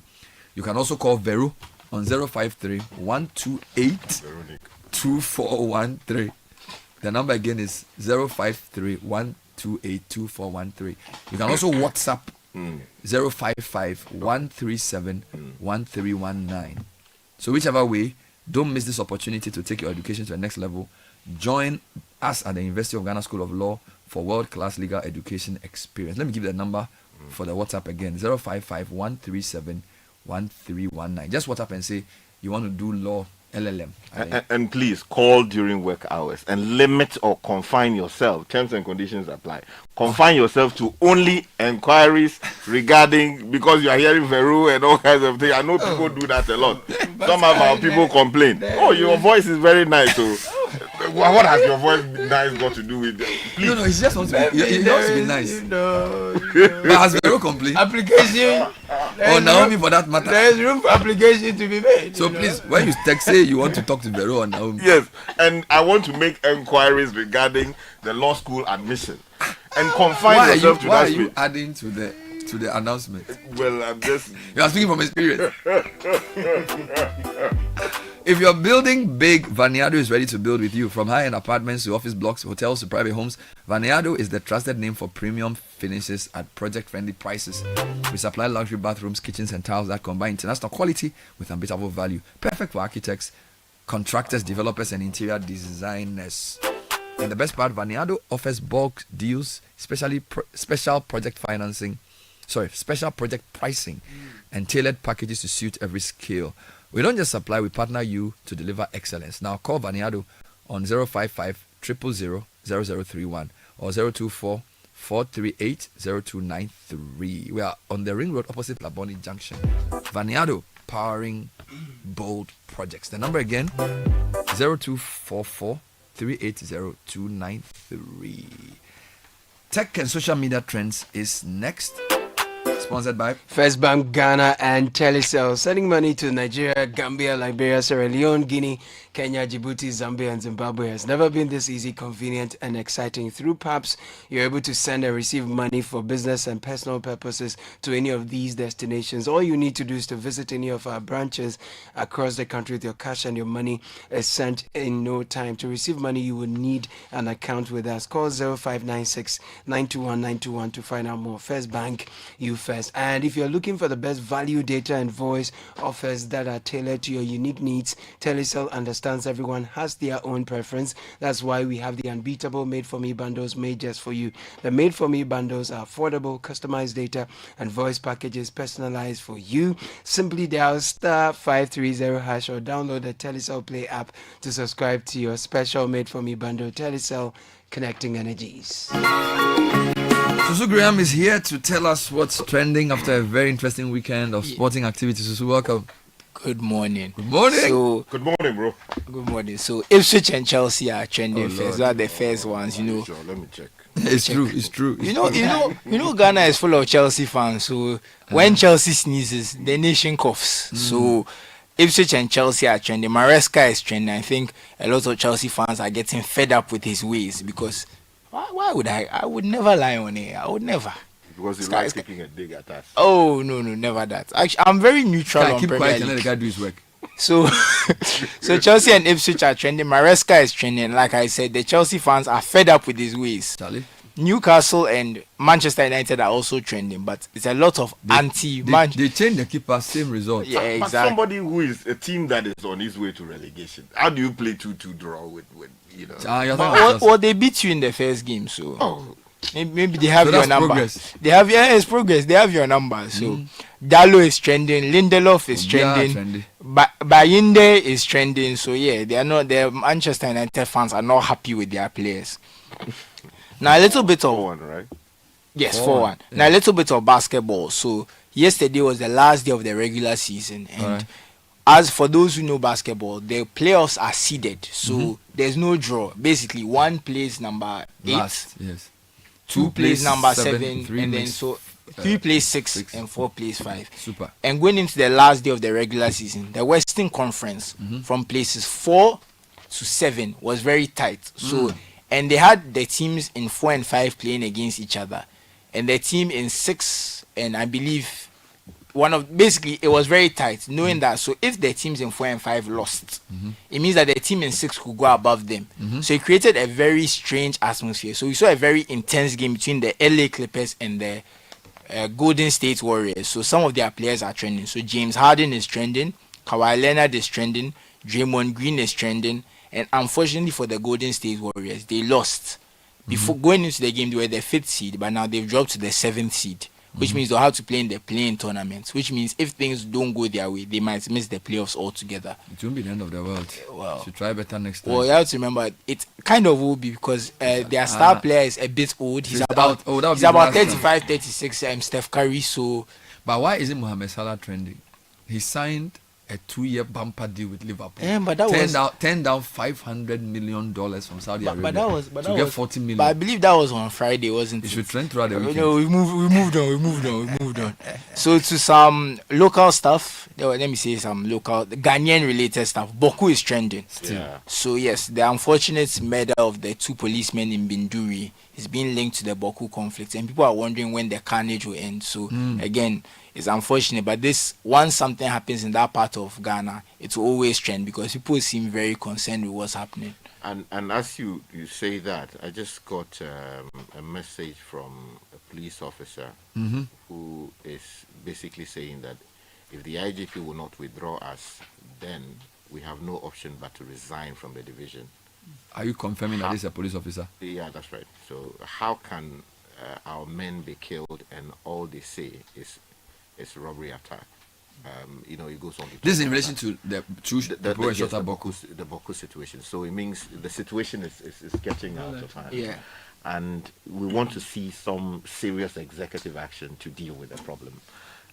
If it would require the imposition of a robust state of emergency, I think the president has got to do that because we cannot afford that situation getting out of hand and affecting other parts of the region and possibly, the entire north. Of course, we do know that some of the locals from there find themselves in parts of Accra that are also volatile in nature. So I think it is important that presidential action is seen at the highest possible level to deal with this problem because it's not getting funny. For the whole IGP to go there and reports we are hearing that people were prepared to attack the IGP's convoy. There was actually a Daily Guide report that there was a shooting that targeted him, a sniper. Yeah, completely. So the Daily Guide front page story actually had that. So pretty serious stuff. So no wonder Boku is trending. Yeah. So Amare is trending. Right. She's a musician and a Ghanaian musician at that. So she performed at Coachella. So she was the first Ghanaian to perform at Coachella. So it's a big moment What is Coachella? So Coachella is a music festival that happens in California, and it's one of the biggest music festivals. Is that where we got the name Afrochella from? Yes, that's why they had that IP lawsuit regarding the name and that. So Coachella is one of the biggest music festivals in the world, and basically once you reach there, you reached. So Amare performing there is a big step in it. Exactly, she's reached. And talking about IP, EcoBank is trending. Why? Yeah. But Sarkodie has sued them for an ad they did. So they did an ad called Be Alert, Looks Can Be Deceiving, where they kind of used a Sarkodie look-alike in the ad to I think the idea was that if you see this, you think it looks like Sarkodie, but it's really not. So you should look closely at things. I think this was the idea of the ad, talking about scams and that kind of stuff. But I think Sarkodie hasn't taken too kindly to his look-alike or his likeness, let me say, because it's not him, clearly. That's the point of the ad. That's a nice test of the law then. Being used, so they were basically saying this guy is a fake Sarkodie. That was kind of the idea of the ad. It looked like... So they didn't need his permission to do this? That's the question. And now that Sarkodie has sued... Yeah, especially because Sarkodie does work for some banks. Yeah. For example, the first... one that they play. In fact, this the people sponsoring this segment, he did a song for them. Okay. He's done some stuff for Standard Chartered in the past as well. So I can understand why he would be upset that a bank will even suggest to use his image or his look-alike. Yeah, it wasn't his image, but I'm just saying that it's like. But from a creative, that was a brilliant ad. I'm just saying. That's what everyone. In terms of the fact that this is not Sarkodie. It was a brilliant ad. That's what everyone was saying when the ad came. That this is a brilliant ad. Everyone was like, "Wow, this ad is so creative." This.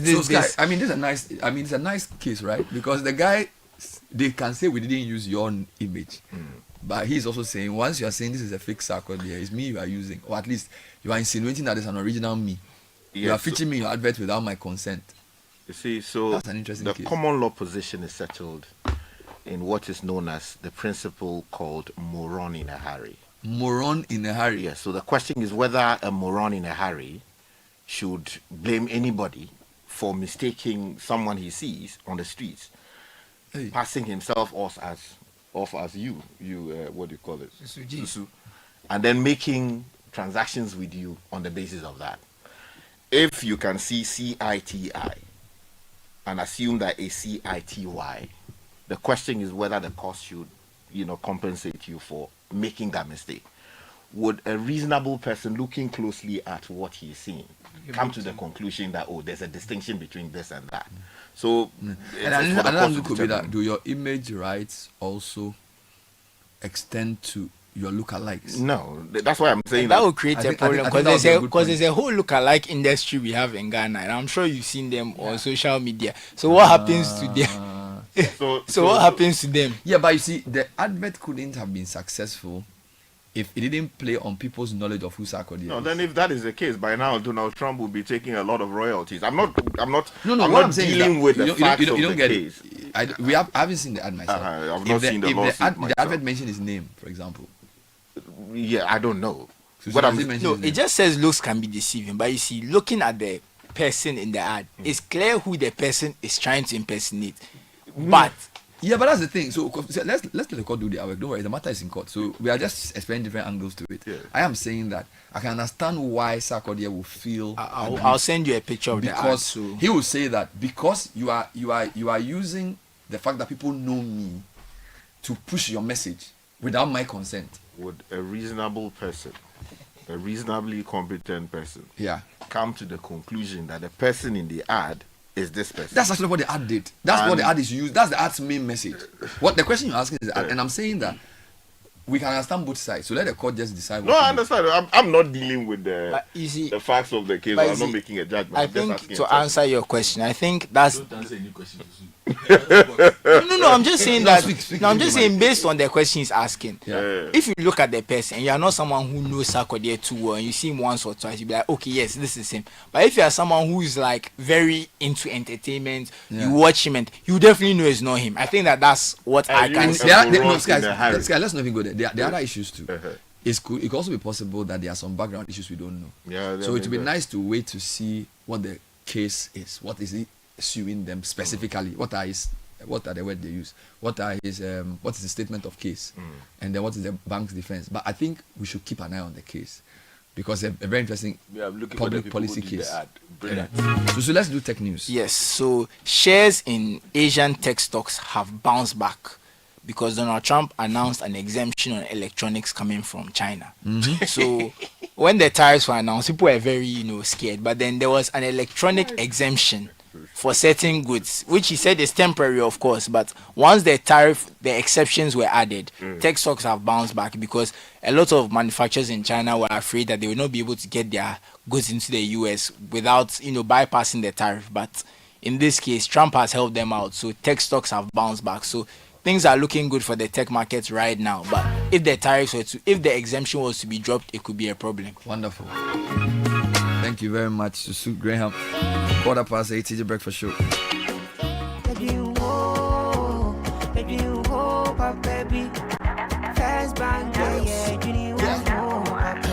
You're looking for a bank to rely on? Let me give you a shoulder to lie on. Would we say to bank be no lie? Only one place where I get my eye on. Make I introduce you all to First Bank, the best services in the world, first rank. Customer service, everything is well planned. I make music, I travel, I sell land. They be my reserve tank. Cause every time I know my money's safe. Universal banking ain't in me here on the date. I'm a busy person, me no need time to wait. Now you got to Spain, even when I'm in the States. My me blue shirt. They tell me office a chilly, but who cares? Cause I bank with the best. I'm lucky, I'm too blessed. When it comes to First Bank, it's too west. Everything is you first. Nobody feed do I'm like us. Do I'm like us. First Bank we treat you first. Treat you first. Somebody see think about you first. Think about you first. You first. First Bank. Auntie T, I beg, fix me go betete Ghana. No gari, no oil, no plantain, just beans then eggs. Hey, brah, that be dangerous combination, no? Problem no day. I feel handle am. For Telecel, with the Bob say everybody gets what they like. That be why Made For Me bundles day. Based on your usage, you fit get your own data and call packages. Fala! Made For Me bundles like the way you the want them. That *530# then buy Made For Me bundles today. Telecel. Connecting energies.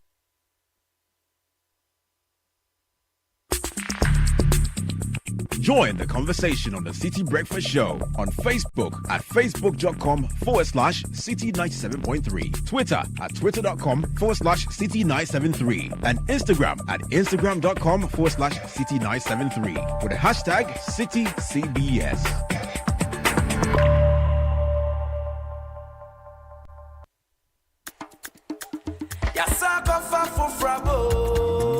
Pepper powder, pepper jawo, sankofa pepper powder, sankofa, pepper powder, sankofa pepper powder. Abuna abonje krakra, sankofa pepper powder,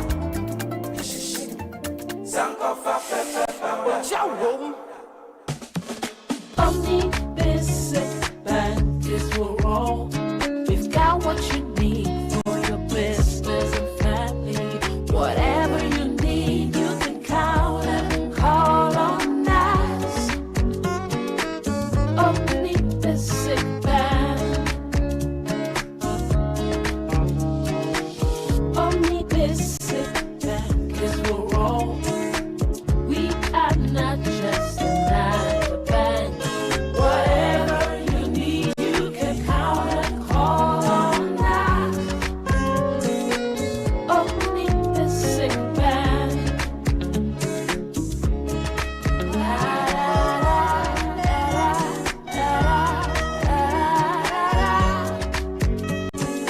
Only the sick band. Not just another bank. Did you know that the UK and Europe offer some of the best high-paying jobs and career opportunities for Ghanaians? But first, you would need to understand the UK and Europe job market, the courses that are in high demand, and the universities that offer the best partial scholarships. Now, Best Education Services warmly invites you to the 2025 UK and Europe Education and Career Fair this April. Come and apply instantly for admissions into courses with paid internship and high graduate employment, partial scholarship from universities and courses sponsored under UK government scholarship schemes. Special opportunities exist for people interested in healthcare, social work, construction, engineering, multimedia communications, and information technology. Come and learn about the UK post-study work visa and pathway to the skills worker visa. The date, 22nd April 2025. Time is 10 a.m. to 4 p.m. Venue is Ibis Style Hotel, Airport City. Best Education UK and Europe Education and Career Fair is free, so register now by calling or WhatsApping 025 629 9707. This Easter, be the light in a child's life. As we gather with family and share meals and beautiful moments this Easter, let us not forget the little ones who have no one, no mother's hug, no father's voice, no warm bowl of food to return to, no pencil to write their dreams with, no exercise book to call their own. They are orphaned, vulnerable, alone. But with your help, we can change that. Support the Easter Orphan Project and give these children some hope to hold on to. Your donation in cash or kind will help provide warm meals, decent clothes, school supplies, and the care every child needs to grow. Because even the simplest things, soap, gari, clean bed sheets, a pair of sandals, these things cost more than many orphanages can bear on their own. How can you help? Send money via mobile money to 0550 900 006 or write a check to the Citi FM Foundation. You could also bring your donation to Citi FM behind the Adabraka Police Station. Visit www.citynewsroom.com or call 0550 900 006 or 0302 226 013 for more information. You can also give milk, sugar, bags of rice, toys, books, detergent, whatever you can share.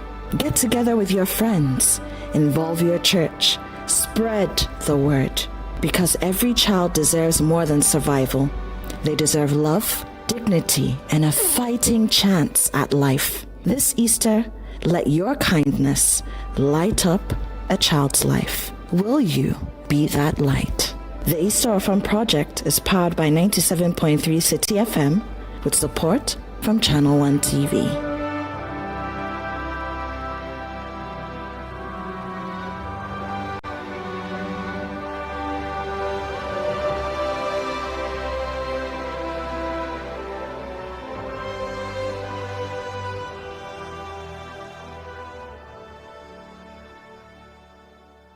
Football's magic never fades, even from the couch. The sound of halftime banter replays at the touch of a button. Sharing with my chosen crew, pure game magic. It's like I'm there, but with a better view from the comfort of my home. Priceless. From the March 3rd to April 30th, pay with your MasterCard, online or in-store, and stand a chance to win a unique priceless viewing experience of the UEFA Champions League final for you and your friends. MasterCard, proud supporter of non-stop fans. T&C Supply.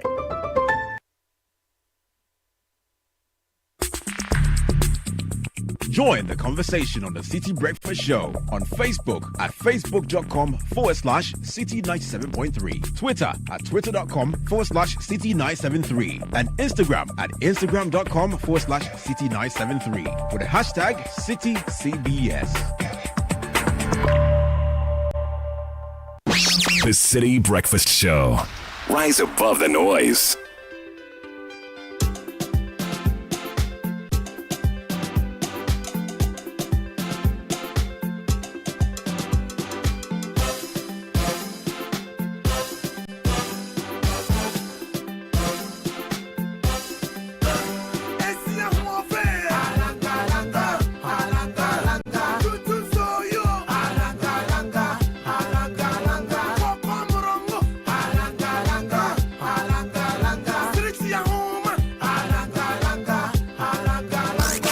Unleashing the power of relevant radio.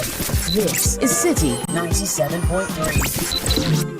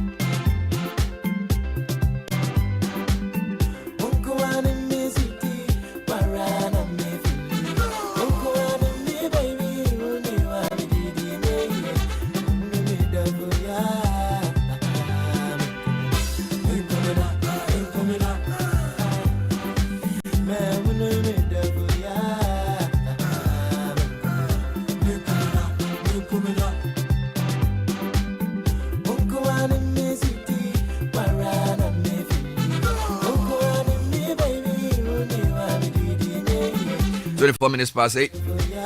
Now, if you're looking for, have you done this? For a smarter, faster, and more secure way to manage your finances, look no further. With the award-winning FAB mobile and internet banking solution, banking is now easier, faster, and more convenient than ever. Join the Purple Bank today and experience the Purple experience, where convenience meets innovation. It's safe and secure.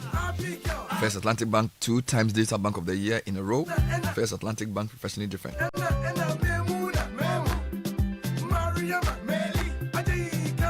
If you're looking for a delicious snack for both kids and adults, try Bell Moo flavored drink. Comes in chocolate and strawberry. Perfect for any time of the day, for your lunch boxes, after school snacks, or a quick pick-me-up. For bulk distribution, call 0544-335-900 or 0544-335-800. Bell Moo is mooliciously delicious. Another quality product from Bell Aqua. Dear woman, Zenith Bank recognizes the hard work and balance you maintain at home, work, and your business. Let's lend you a helping hand. How? Zenith Bank's Women's Desk offers tailored financial services for women. Easy access to personal loans. Easy access to personal loans, business loans, access to financial literacy programs, and more. Experience true support at Zenith Bank's Women's Desk, available at 37 business locations nationwide. Come to zenithbank.com.gh for more information. Zenith Bank, in your best interest. And your living room deserves more class, more warmth, and more memories. Buy us from now. We produce a masterclass range of sofas and couches to fit in every corner and space in your house. Your living room or balcony will never be the same again. Enjoy 10% discounts on any of our sofas and couches. Visit our showrooms across the country and delight yourself with Ash Foam stylish living. Ash Foam sofas are of high quality, durable and affordable, and come in different upholstery colors and quality leather. Call Ash Foam on 0243 200 729. We offer free delivery to your doorstep. Please be mindful of frosters. Ash Foam is your ISO certified manufacturer of foam and other soft furnishings in Ghana. And we all want a little more sleep before the alarm goes off, a little more time to finish that project. Talk to me, Sky. And a little more butter for your bread. Because let's be honest, more is always better. Take my friend Nee, for example. When I caught up with him last week, I realized he's crafting a life of more with the ABSA Ultimate Account. The ABSA Ultimate Account isn't just a banking product. For Nee, it's a chance to have more. ABSA Ultimate Account gives you retrenchment insurance cover of up to 50,000 cedis, hospital cashback benefits, access to seamless digital solutions, travel insurance of 1 million cedis, and over 30 other benefits on the account. Want more? Of course you do. Because more is always better. Sign up for an Ultimate account today and get more. Your story matters, ABSA. Lots of comments. So this morning, we're still figuring out my chicken and agric value addition business. Caleb has created an email address for entries. So citybreakfastshow@gmail.com. That's where you send your proposals. citybreakfastshow@gmail.com. Yeah. And this is to receive a 5-page proposal for the business of adding. Is it even adding value? What's the name of the business? Buying cheap, selling smart. Yes, so that's the name of the business. The name of the business? No, the proposal is called Buy Cheap, Sell Smart. Or the competition, yes. Yes, so we need a proposal from university or tertiary students. Can I also apply? Oh no! No, you are master's degree. You are even PhD. You are even post PhD. you should be teaching, no? But you should lecture. What you there for? And then when you pull this topic, run in a hurry. Charlie, you know me when they ask me question, I have to think before I remember the thing. Yeah. You know, like Sunday, my friend called me and asked me some economics question. I said, I don't remember. Because I left Legon in 2000. Yeah, you're dealing with too many things. No, but the way you remember the thing. So you should teach. We try small. You know, as a practitioner. Maybe the time will come. You know, when I was in business school, my best lecturer, okay, my second best lecturer was not a PhD holder. Okay. He had a master's degree. He was teaching operations management, but he worked in like these companies for many, many years. He was the best lecturer. But I mean, there were some great professors too. Oh yeah, I mean, you see, elsewhere it is very, you know, the room is created for teaching, especially for teaching. Because I don't think you need a PhD to teach. If to supervise research, you probably do, but to teach, I don't think you do. More experience. Is the guy was amazing. He was teaching us operations management. Oh, beautiful. He knows it inside out. He was. I think he worked in the military before he even came to teach. Beautiful. So such people, you know, it comes to his fingertips. Yeah. You know. So Caleb, remind me, what are we asking people to do? So here's. This is for university students alone. That's right. Send us a 5-page business proposal. Quick. That we can use to start a business. Yes. So the objective is Which business? We are figuring it out. The business opportunity the guy gave me. So be specific. Yes, the business. You are saying the business. No, Caleb has the business. Explain. So we're to develop a 5-page maximum business proposal or concept for a venture that involves purchasing agriculture or others sector that's products cheaply from regions outside Accra and reselling them in Accra at a profit. So the proposal should demonstrate feasibility, market potential, and sustainability. Here are submission guidelines and evaluation criteria. Don't go into all of that. Okay, fine. So send your 5-page proposal. Give me the executive summary. Yes. Brief introduction of the business idea, key objectives and expected impact, why this business is viable. So clearly state the products to be sourced, that is poultry, honey, eggs, vegetables, etc. Identify specific regions outside Accra where products will be sourced. Explain why these products are cheaper outside Accra and the resale potential in Accra. Now on page 2, your second page, you have your market analysis. We don't go into operational plan, financial plan. Just give me the email address. Announcement. So the email address is citybreakfastshow@gmail.com. And Citi is spelled what? CITI. Breakfast is normal breakfast. Yes, please. All low caps. At gmail.com. All right, send it to us. We'll be happy to All right, let's read some of the comments for you. So, Bernard and guys, if you dare try the grilled catfish, you will forever dump grilled tilapia. Grilled catfish is senior cry. You guys are missing Papa. We are not missing nothing. Bernard, I will bring you fully prepared catfish from Bendu Village Resort one of these days. Bless you. Bernard will eat it himself. Properly seasoned. Tell Sky. Enjoy. Catfish, Tell Sky. I choose Sky. With some banku. These days, some people actually sell catfish and fries. What does it go with? Fries? Oh, you can do banku with it. It may be rough. When Somebody the pepper with is like hot, yam fries. And you can also do the chio and eat it with abolo, as you know. Ayo. Bernard, think about this. The reason poultry farming, and this specifically broilers, remains underdeveloped in Ghana, despite seeming like a low-hanging opportunity, isn't just about high maize or feed prices. The real bottleneck is market preference. The most valuable part of the chicken, the breast, isn't our preferred cut here. Countries dumping thighs and drumsticks on our market can afford to sell them cheaply or even give them away because they profit from exporting breast meat to countries where it's in high demand. That's why any Ghanaian farmer trying to sell whole dressed chicken hits a wall. The local market won't pay a premium for the breast, yet it's the part that makes the math work globally. Here's the trap. You might assume there's huge demand, scale up production, and then suddenly hit a snag. Because without processing, you are stuck competing against cheap imports for parts Ghanaians actually want, while the high-value cuts go to waste. The breakthrough? Value addition. The only way to win is to control the cutting process. Sell thighs and wings locally at competitive prices, while exporting breast or selling them to premium buyers, that is, hotels, exporters, etc. This way, poultry farming becomes profitable by design, not by chance. Until we crack this, feed costs will just be an excuse for a deeper problem. Really insightful text message there. Can you forward that message to me, Godfred? I need to read it again. Because privately. I'll probably use it for my business. This one forward says, it to me.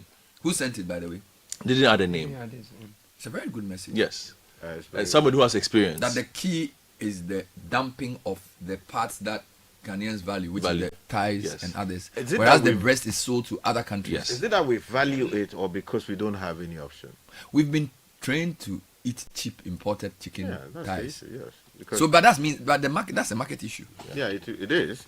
But how do we correct that?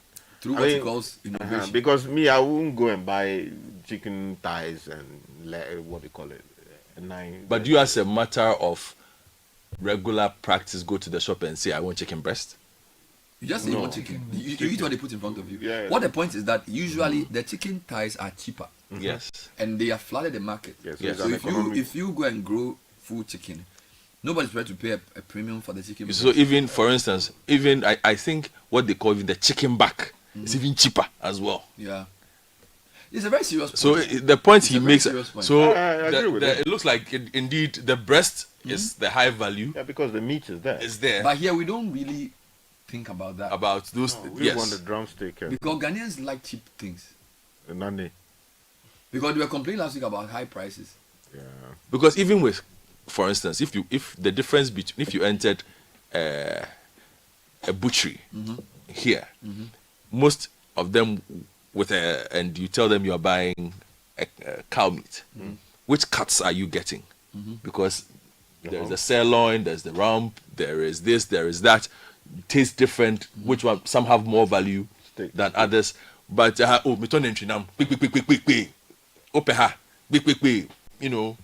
you don't really. The market is not mix it up. It's not.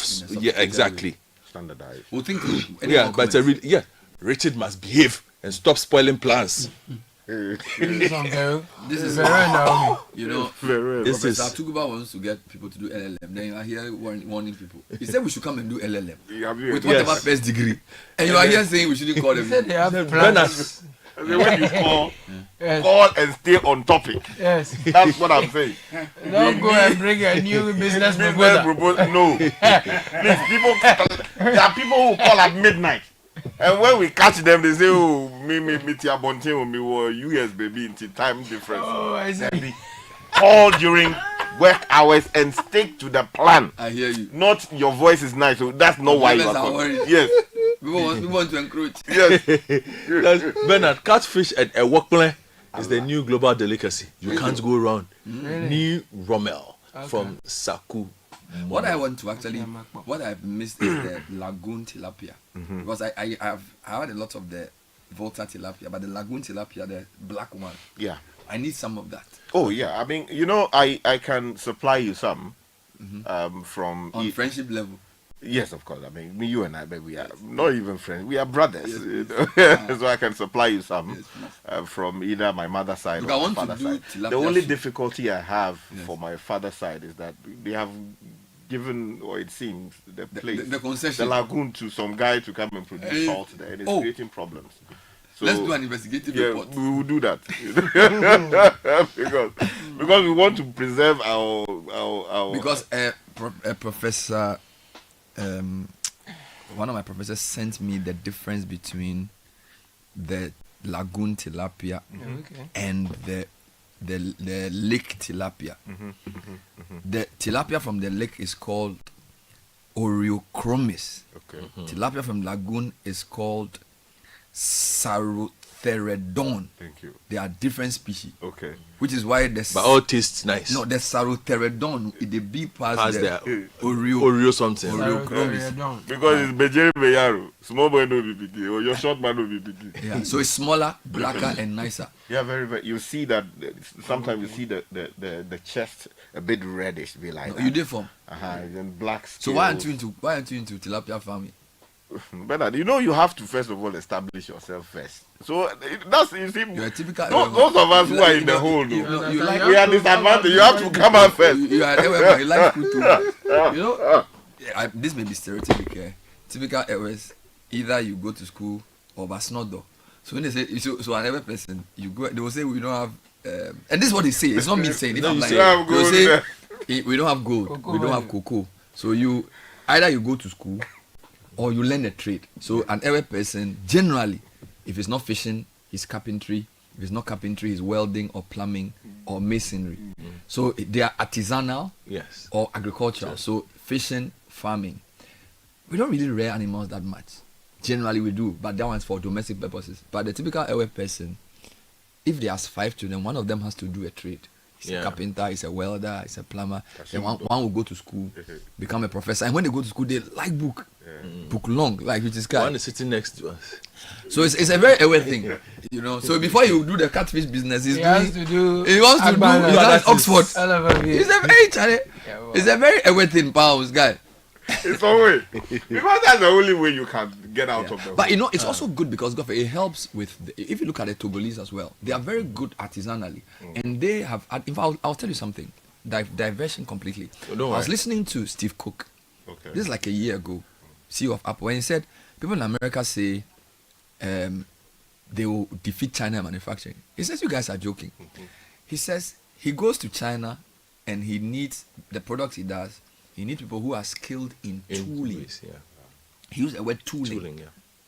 He says, I have a stadium full of men and women who can do tooling in China at a lower price. Wow. And they are highly skilled tool people. He says, in America, I can't even fill one room. That's a problem.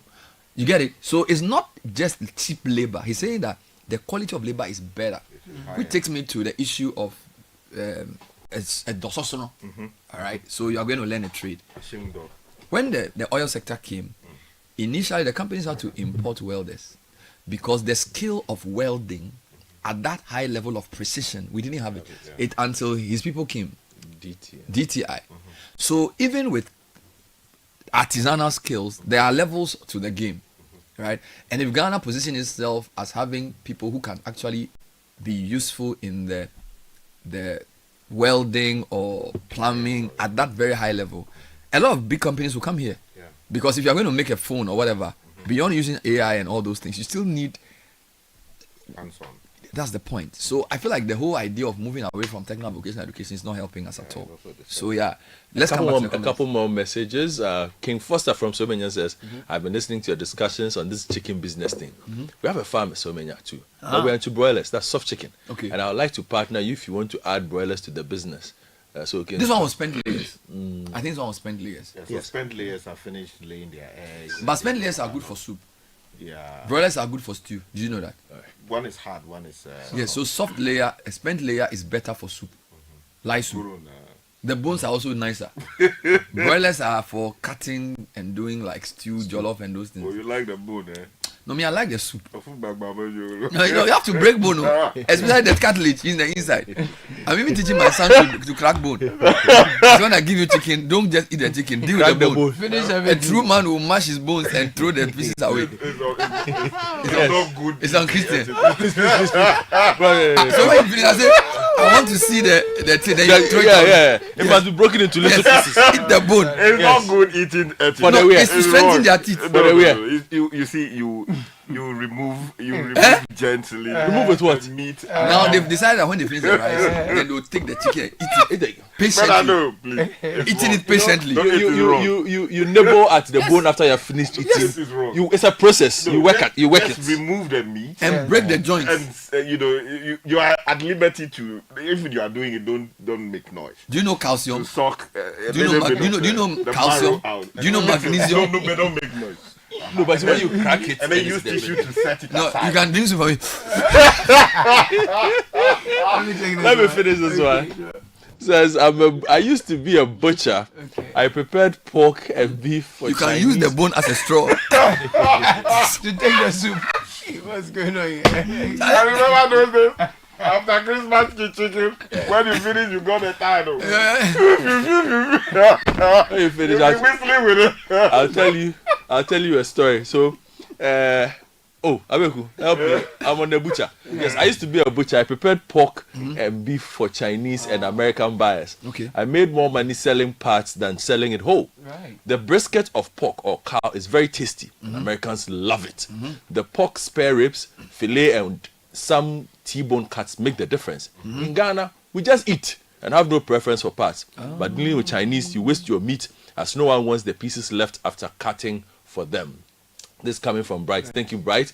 What I noticed is that the catfish market is appreciated by Nigerian citizens. Okay. In fact, I think the taste is a learned one by Ghanaians. It means acquired. We Ghanaians prefer tilapia to catfish. If you conduct a poll, tilapia will win. Tilapia all the way. But catfish is easier or less expensive to produce or rare. Catfish can go with banku, and they grow faster, and fries. You see, it's also a question of where you are coming from. Okay. Because, the place I was talking about, you have mud there. They basically are, that ecosystem, that's what they like. So it's easier to grow there. Exactly. And it never dies. Like I said, it breathes naturally. Look, even if the water is completely gone, they will still be there. It can still survive in the mud for years. Oh, so all it needs is water coming back there. Oh. So what you can and it's good for aquaculture. But there's so much money you can make out of catfish. How much one good catfish prepared cost me to eat? Between 150 Ghana.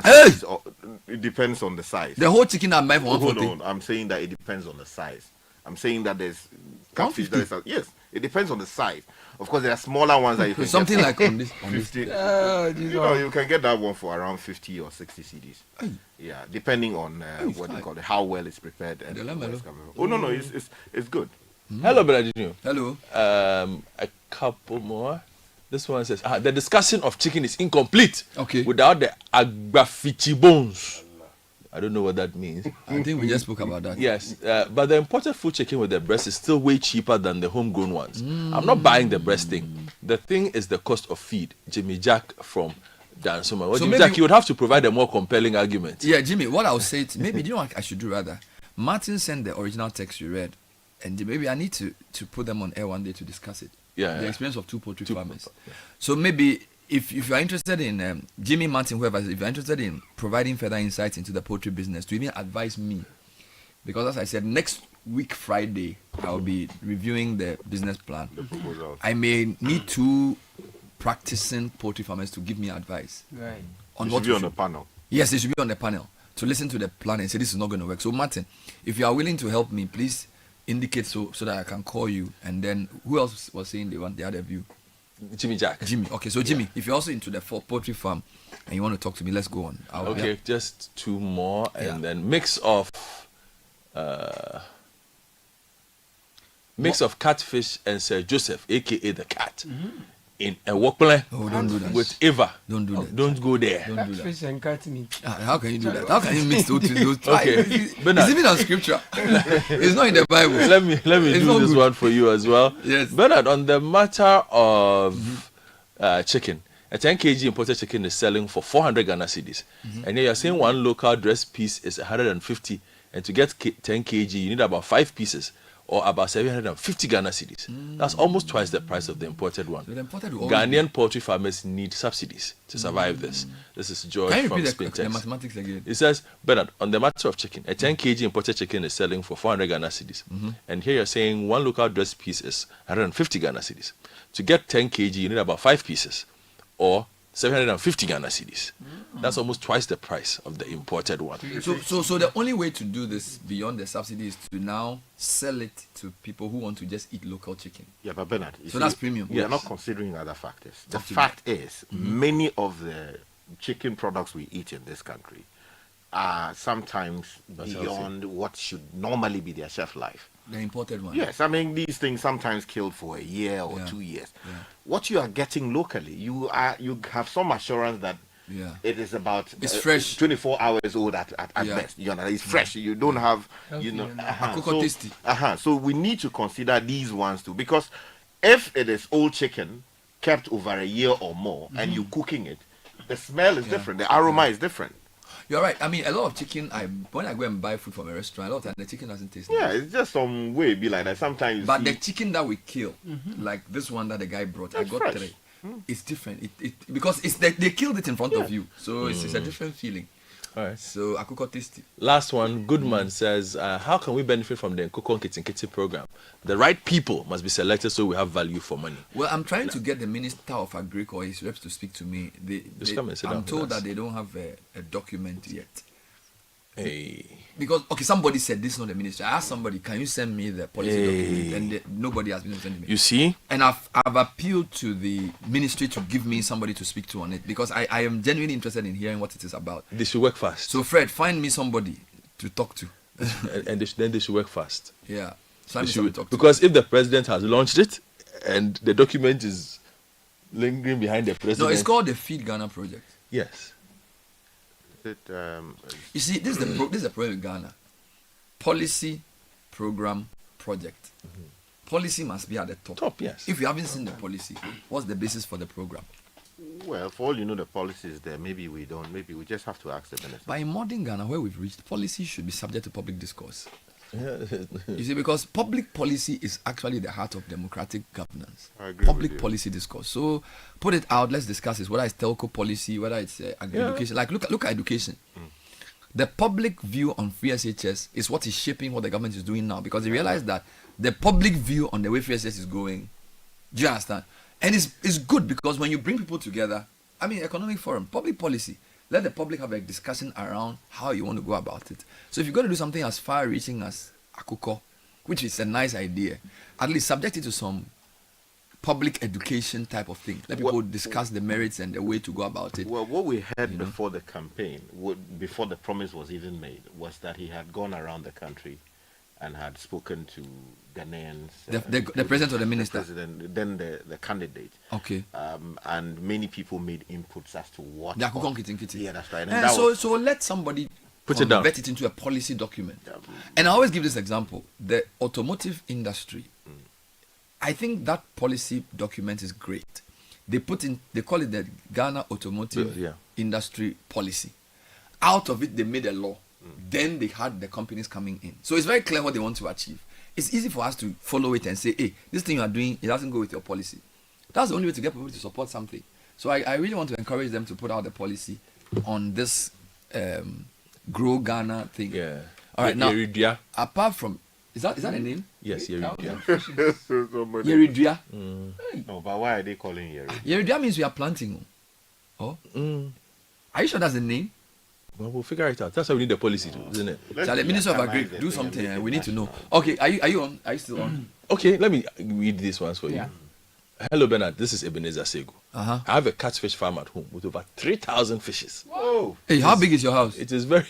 Yeah, they have this thing. They grow them in tarpaulin. 3,000 fishes in your house. Yes, it is very. I use tarpaulin to grow it. Hey, okay. Yes, it is very nutritious fish. I will bring you some to taste. A few foods. I see. Is it going to bring it prepared or raw? Hey, raw. No, they should prepare it. I think the best way is because you don't have the expertise to prepare it. Is it consumed hot? You can consume it hot or cold depending on what you. But at the end of the day, it must be cooked. Either you fry it. Or How does it taste like?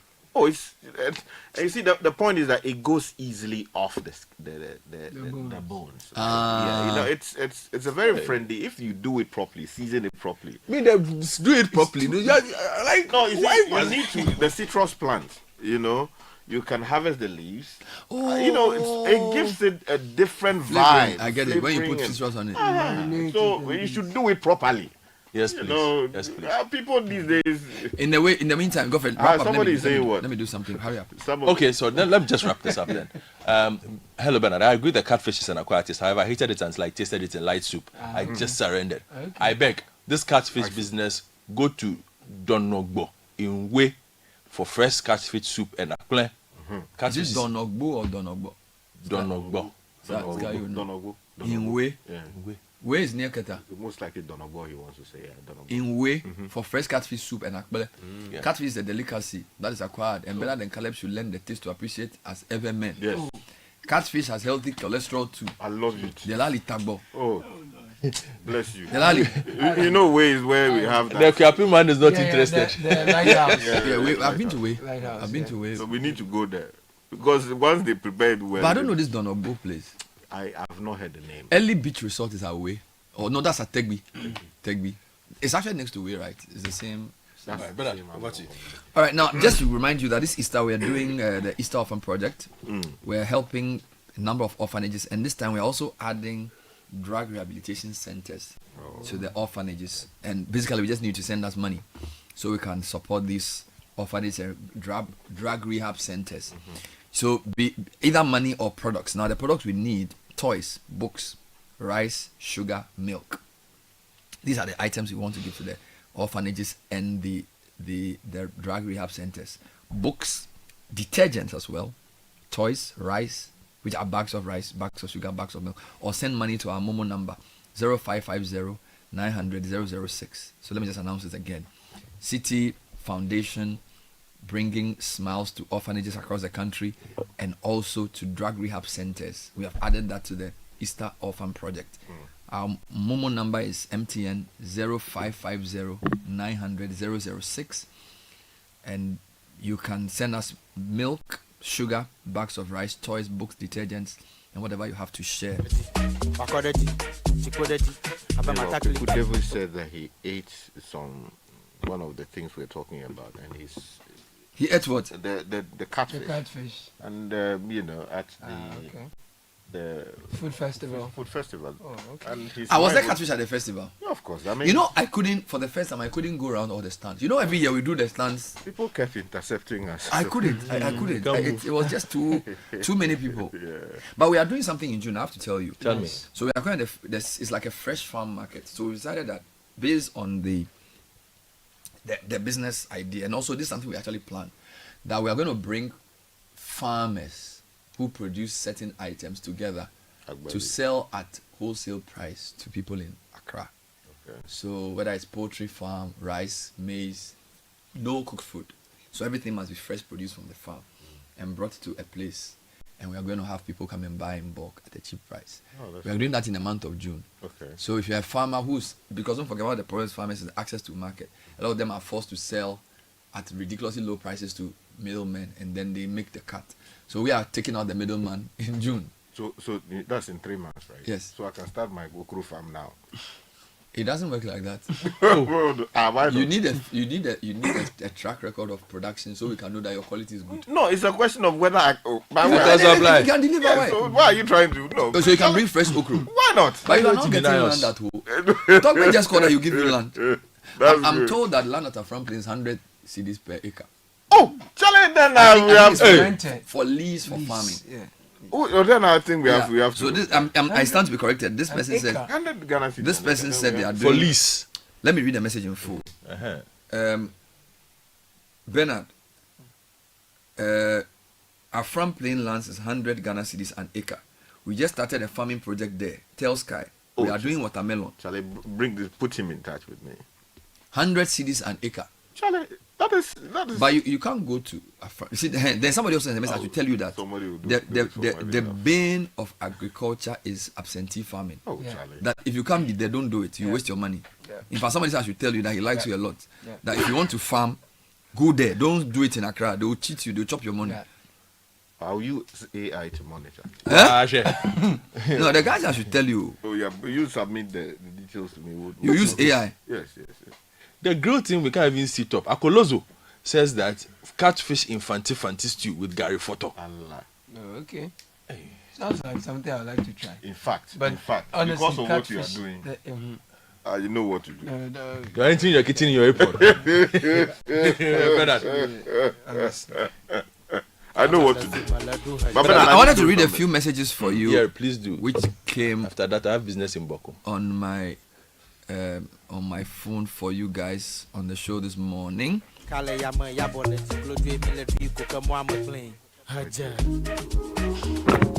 First point, the Citi breakfast show at gmail.com is spelled CITI.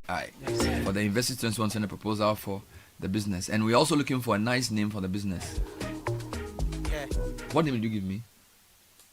You gave me some name. Sam and Ben Koklo Ventures. It's too long. It's too long. I can't do Sam Ben. I got a nice name. Do Sam Ben Ventures too. I got a nice name on Friday, which I think I'll keep. Yeah, I got a nice name on Friday. Where is this name? Papaloski Foods. Because Papa is Samens and that's also nice. Papaloski Foods. And the Papaloski, you know, the capital P and capital L. Papaloski is always Foods. You don't like it? Nah. Then give me another name. That's boys business. Give me the story on the contact lecture.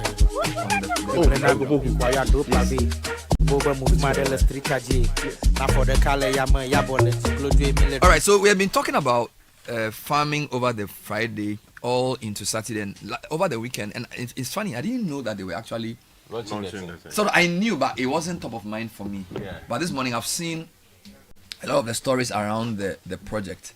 So I just wanted to talk to Eric Opoku, who's the MP for Sunafo South, I believe, and also the Minister for Food and Agriculture. So Feed Ghana program takes off. Schools, prisons, households to participate. President was there with his minister to launch this, and we are pushing the poultry part. I don't know whether the Goko Kitikiti is actually part of this or different as well. So Eriko Buku is joining us to talk to us about this. So good morning, Honorable Minister for Agric. Thanks for joining us. Good morning, sir. My good brother, how are you? I've been looking for you, Kra. You are too busy, but it's good to have you.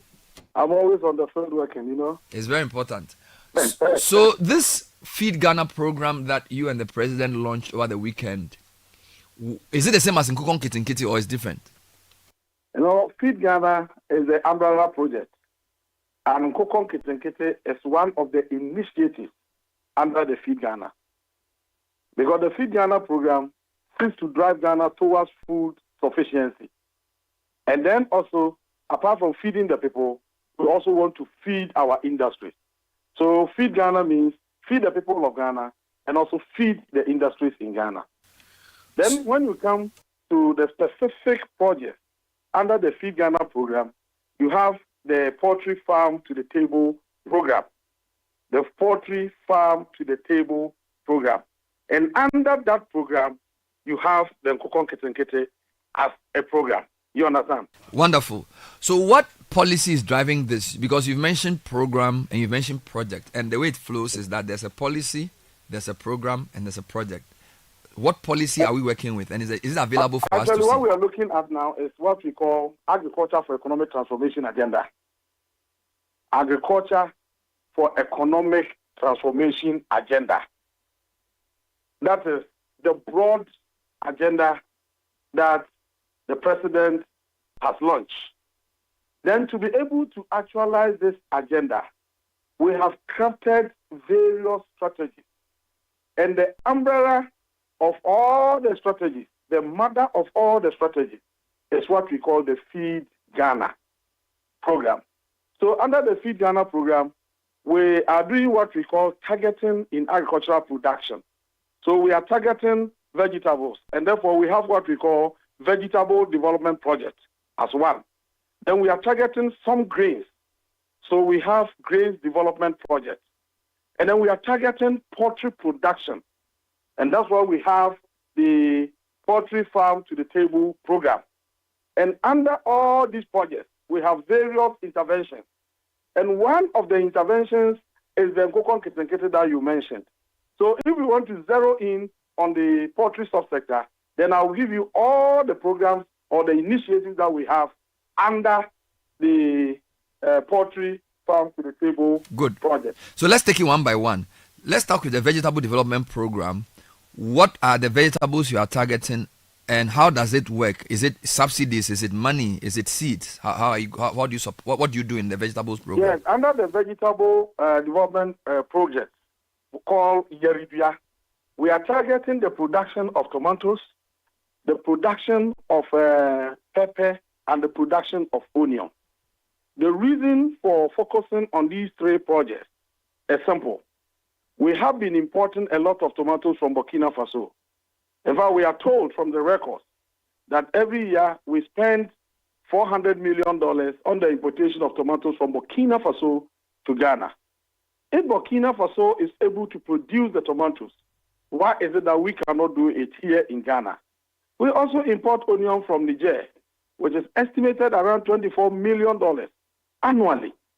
So if Niger is able to produce the onion, why is it that we in Ghana, in spite of the fertile soil that we have and all the agricultural endowment, why is it that we cannot do it? We can. It is doable. And then pepper too, we import pepper. And it is estimated that every year we spend close to $300 million and even more on the importation of pepper. Why is it that we cannot do it? We can. And so the strategy is that let's focus on the production of these specific crops to wean Ghana off the huge import bill, so that those money that we send out will stay in Ghana here to create jobs for the teeming youth of our people. What is the strategy? Now we have a team in place working with the vegetable producers. We are giving them the technical know-how. We are giving them the seed that we want. And then we are also providing irrigation infrastructure to ensure all year-round production.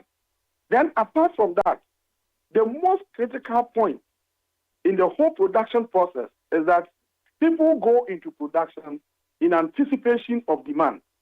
If the demand is not there, who will go into that business? And so we have to ensure that we connect producers to the buyers so that we can have ready market for their produce. As soon as they produce, the market will be there. And this is what we have done. We are in touch with the processing companies.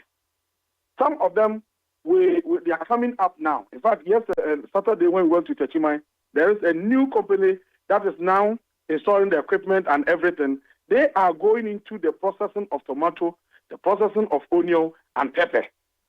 And so all those in that enclave, when you produce, their vehicles will be around to procure whatever you have produced for processing. That will guarantee ready market for the farmers, so that the issue of farmers crying that, oh, we are produced in abundance, we are not getting people to buy wouldn't be there. You have direct. All right. A quick clarification on the vegetable one, the Yeridua. I'm told that one of the reasons Burkina tomatoes are preferred is the type of tomatoes they are, which have less water and are amenable to the processing. Point. So what tomatoes are you providing? That's question one. Still on that point, which groups are you working with? Are you working with the peasant farmers? Are there any identifiable groups, or you are just selecting based on your own knowledge? So if you can deal with those two for me. Well, the first point is that our technical team have come out with the best quality, the best that can, in terms of the variety, the best one has been gotten here. And so that is what we are supplying to our farmers. In fact, I have been to the field. I've seen it myself. And then when you see it, Bernard, you see that, yes, we are on top of issues. We have the technical know-how to even be ahead of what Burkina Faso is doing. And then in respect of the people we are dealing with the peasant farmers. They are on the field. They are already there. Some of them have been registered. Some of them, we are now putting them into cooperatives. And some of them are already into the tomato business, tomato production business. So it's just a matter of our team identifying them and then giving them the logistics that they require to be able to do that. Then in some cases, some of them do not even have the financial muscle to do the kind of work that they are doing. And so just this Wednesday, tomorrow next, I will engage the media because I will sign a memorandum of understanding with the Apex Bank for the distribution of $1 million, Citi equivalent of $1 million, to over 1,500 peasant farmers in some part of the northern region for the production of vegetables. This is just the beginning, just inception, the incipients of a lot of things to happen in that direction. So we are doing a lot of things together to make sure we get the results. Let's go to the grains. You've given me the pepper, onion, tomato for vegetables. Which grains are you targeting, and how is the program running? Yeah, brother, we are targeting rice. We are targeting maize, soya, and then the rest of them. In fact, the reason for doing this is simple. The rice import bill is too huge. We are told that rice consumption is above 1.4 million tons. And production is hovering around 500, 600 tons, 600,000 tons. So you see the huge gap. And that is why when you go to the market is flooded with imported rice. And when you spend on imported products, you are exporting jobs. When you spend your money on imported products, you are exporting jobs meant for your own children, your grandchildren, your own siblings and neighbors and people around you. And so we want to domesticate everything. So rice production, we are targeting that. We are targeting the maize, soya, the millet, and the rest of them. Now this is how we are doing it. We are supplying the seeds that we want, the seeds that our people have approved as the best for our soil, to the rice producers and the maize producers. As we speak, we have received a donation of 300 tons of rice seed from Kopia. Kopia is a Korean company stationed in Ghana here and producing the seed here. They are located in Dowenya. And we are now distributing to the various areas, especially in the southern part of Ghana, where the farming season is on now. And then we are also preparing to distribute to the northern sector, which will start where the farming season will start in May. So we are giving them the seed. We are also deploying our extension officers. And you know, last Saturday, we mentioned that we want to bring on board 5,000 of our graduates from the agricultural colleges and the veterinary colleges who have been in the house doing nothing since 2015. We want all 5,000 of them to be part of the Feed Ghana program so that they will be deployed to the various farms to assist our farmers to adopt modern techniques of farming. In fact, we just want to bridge the gap between research and then practical farming in our country. And so that is what we are doing. Then apart from that, we know we do peasant farming.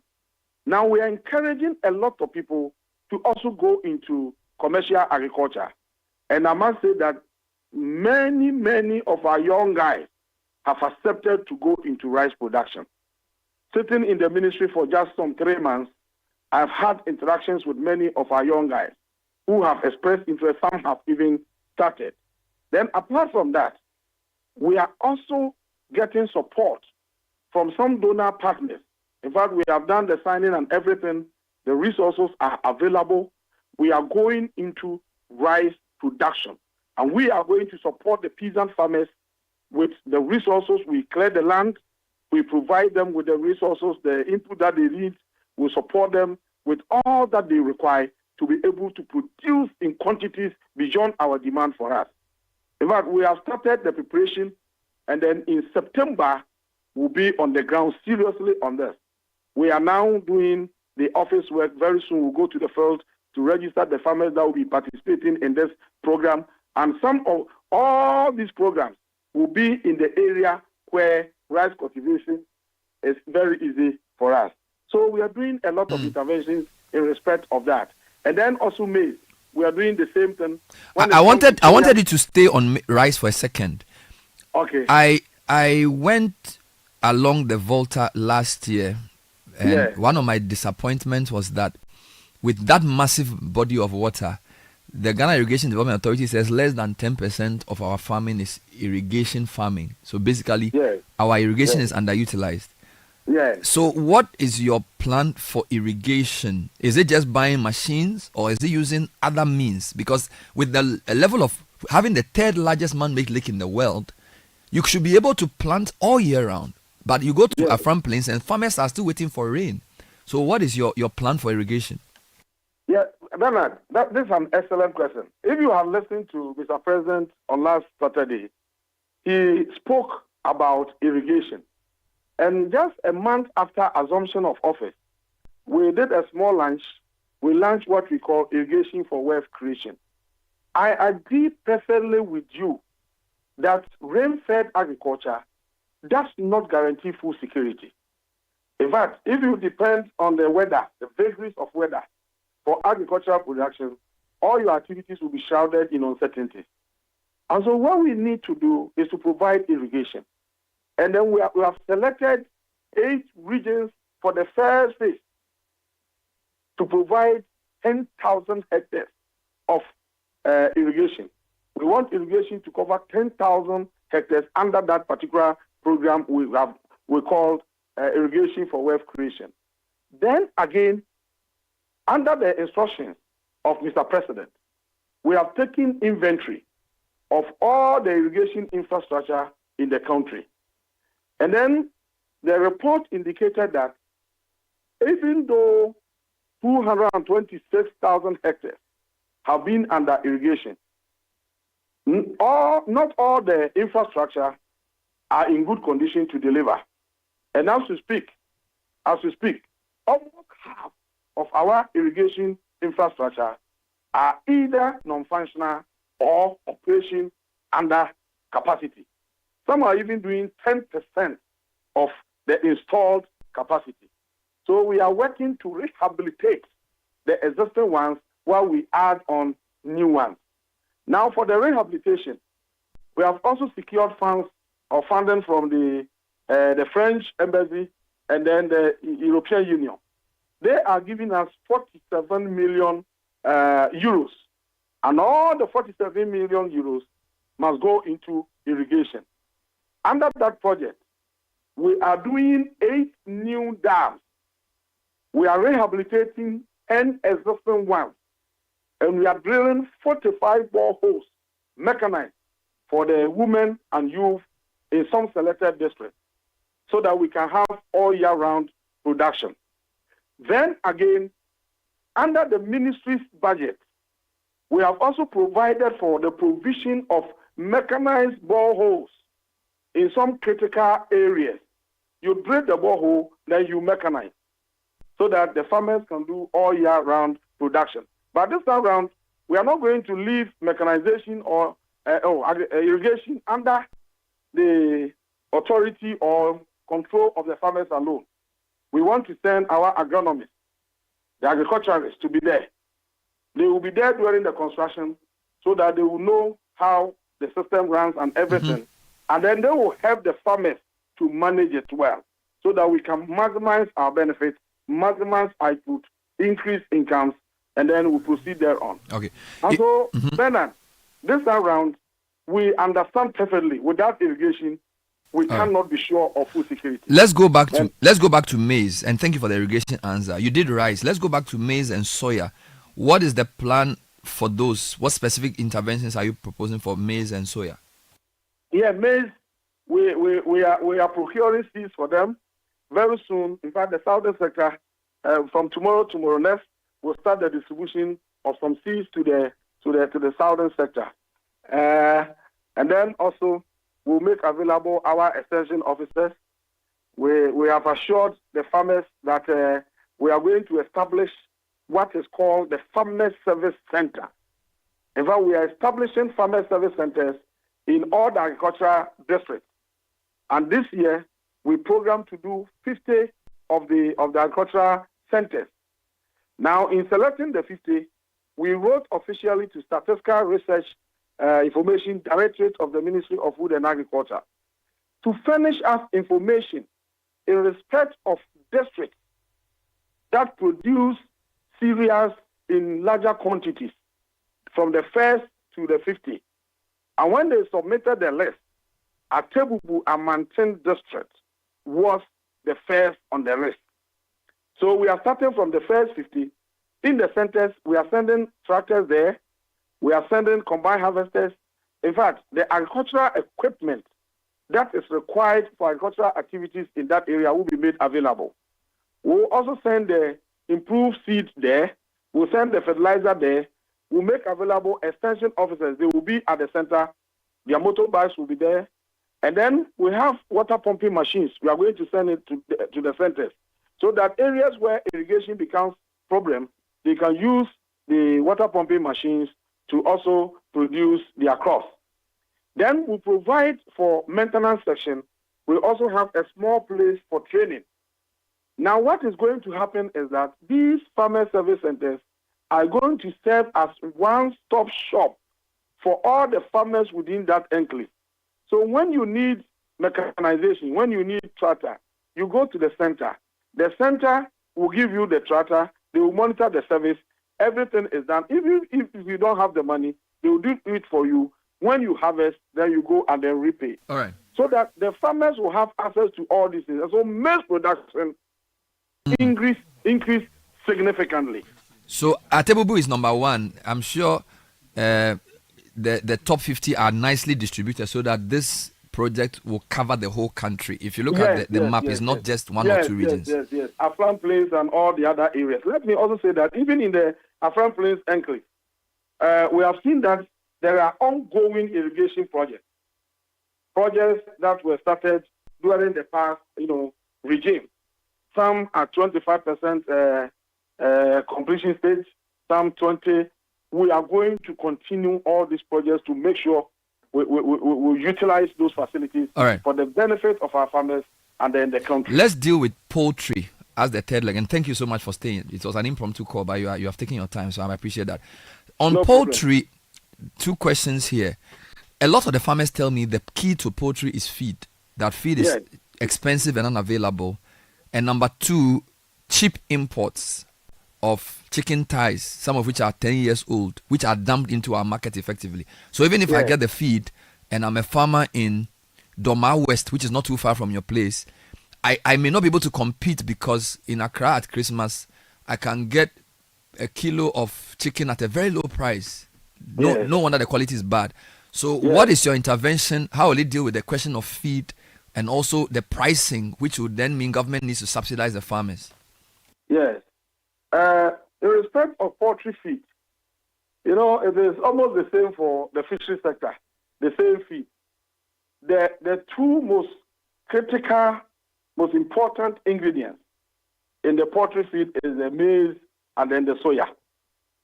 So if we are able to produce maize in quantities sufficient for this nation, certainly the issue of non-availability of maize will be addressed. Then also, because we want to make prices of maize, soya, and then food cheaper in our country, cheaper than we have seen. That is the reason why we are supporting the farmers to produce at a very low cost. Now, apart from the fact that we are giving them some kind of inputs, apart from that, for the producers of soya, we from the ministry, we are partnering a private sector player to put up a soya processing plant in the northern enclave where soya is produced in larger volumes to serve as ready market for them. So that as soon as they produce, they will buy it there and then process. Under that facility, we are paying 40% of the cost of the factory that we are putting up, the soya processing plant. And the private sector is paying 60%. but we are handing the management and everything to the private sector for us to maximize the use of the facility.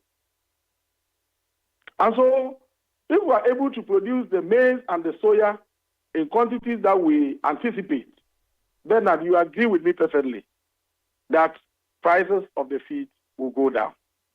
Then again, we are also signing an MOU. In fact, we are yet to close the loop. Discussions are still ongoing, and we are getting to the end of the discussions. What we are doing is that we have asked the private sector player to set up the plants to produce the feed here in Ghana. And as I speak, processing until it gets to the table to make it competitive. And when this is done, and we are able to produce the volumes, those imports will just stop. We cannot stop it now because we have the huge gap. Because as it stands now, our consumption is around 400,000. In fact, in 2022, it was 324,000 tons. And Ghana was able to produce just 15,000 tons, which constitutes around 4.6%. So we are importing 95% and more of our national poultry consumption. And that is why we are saying that for now, let's focus on production. The market is already available. As soon as we are able to increase our production level to 80%, 90% of our consumption, we'll come out with the right policy to protect our producers. And that is not the only thing we are doing. We have also taken inventory of all the existing poultry farmers. The big ones, those doing beyond 20,000, 30,000 with the capacity to expand. This year, we want to identify 50 of them. Each of those identified would be given 80,000 bears with all the other facilities they require to be able to process.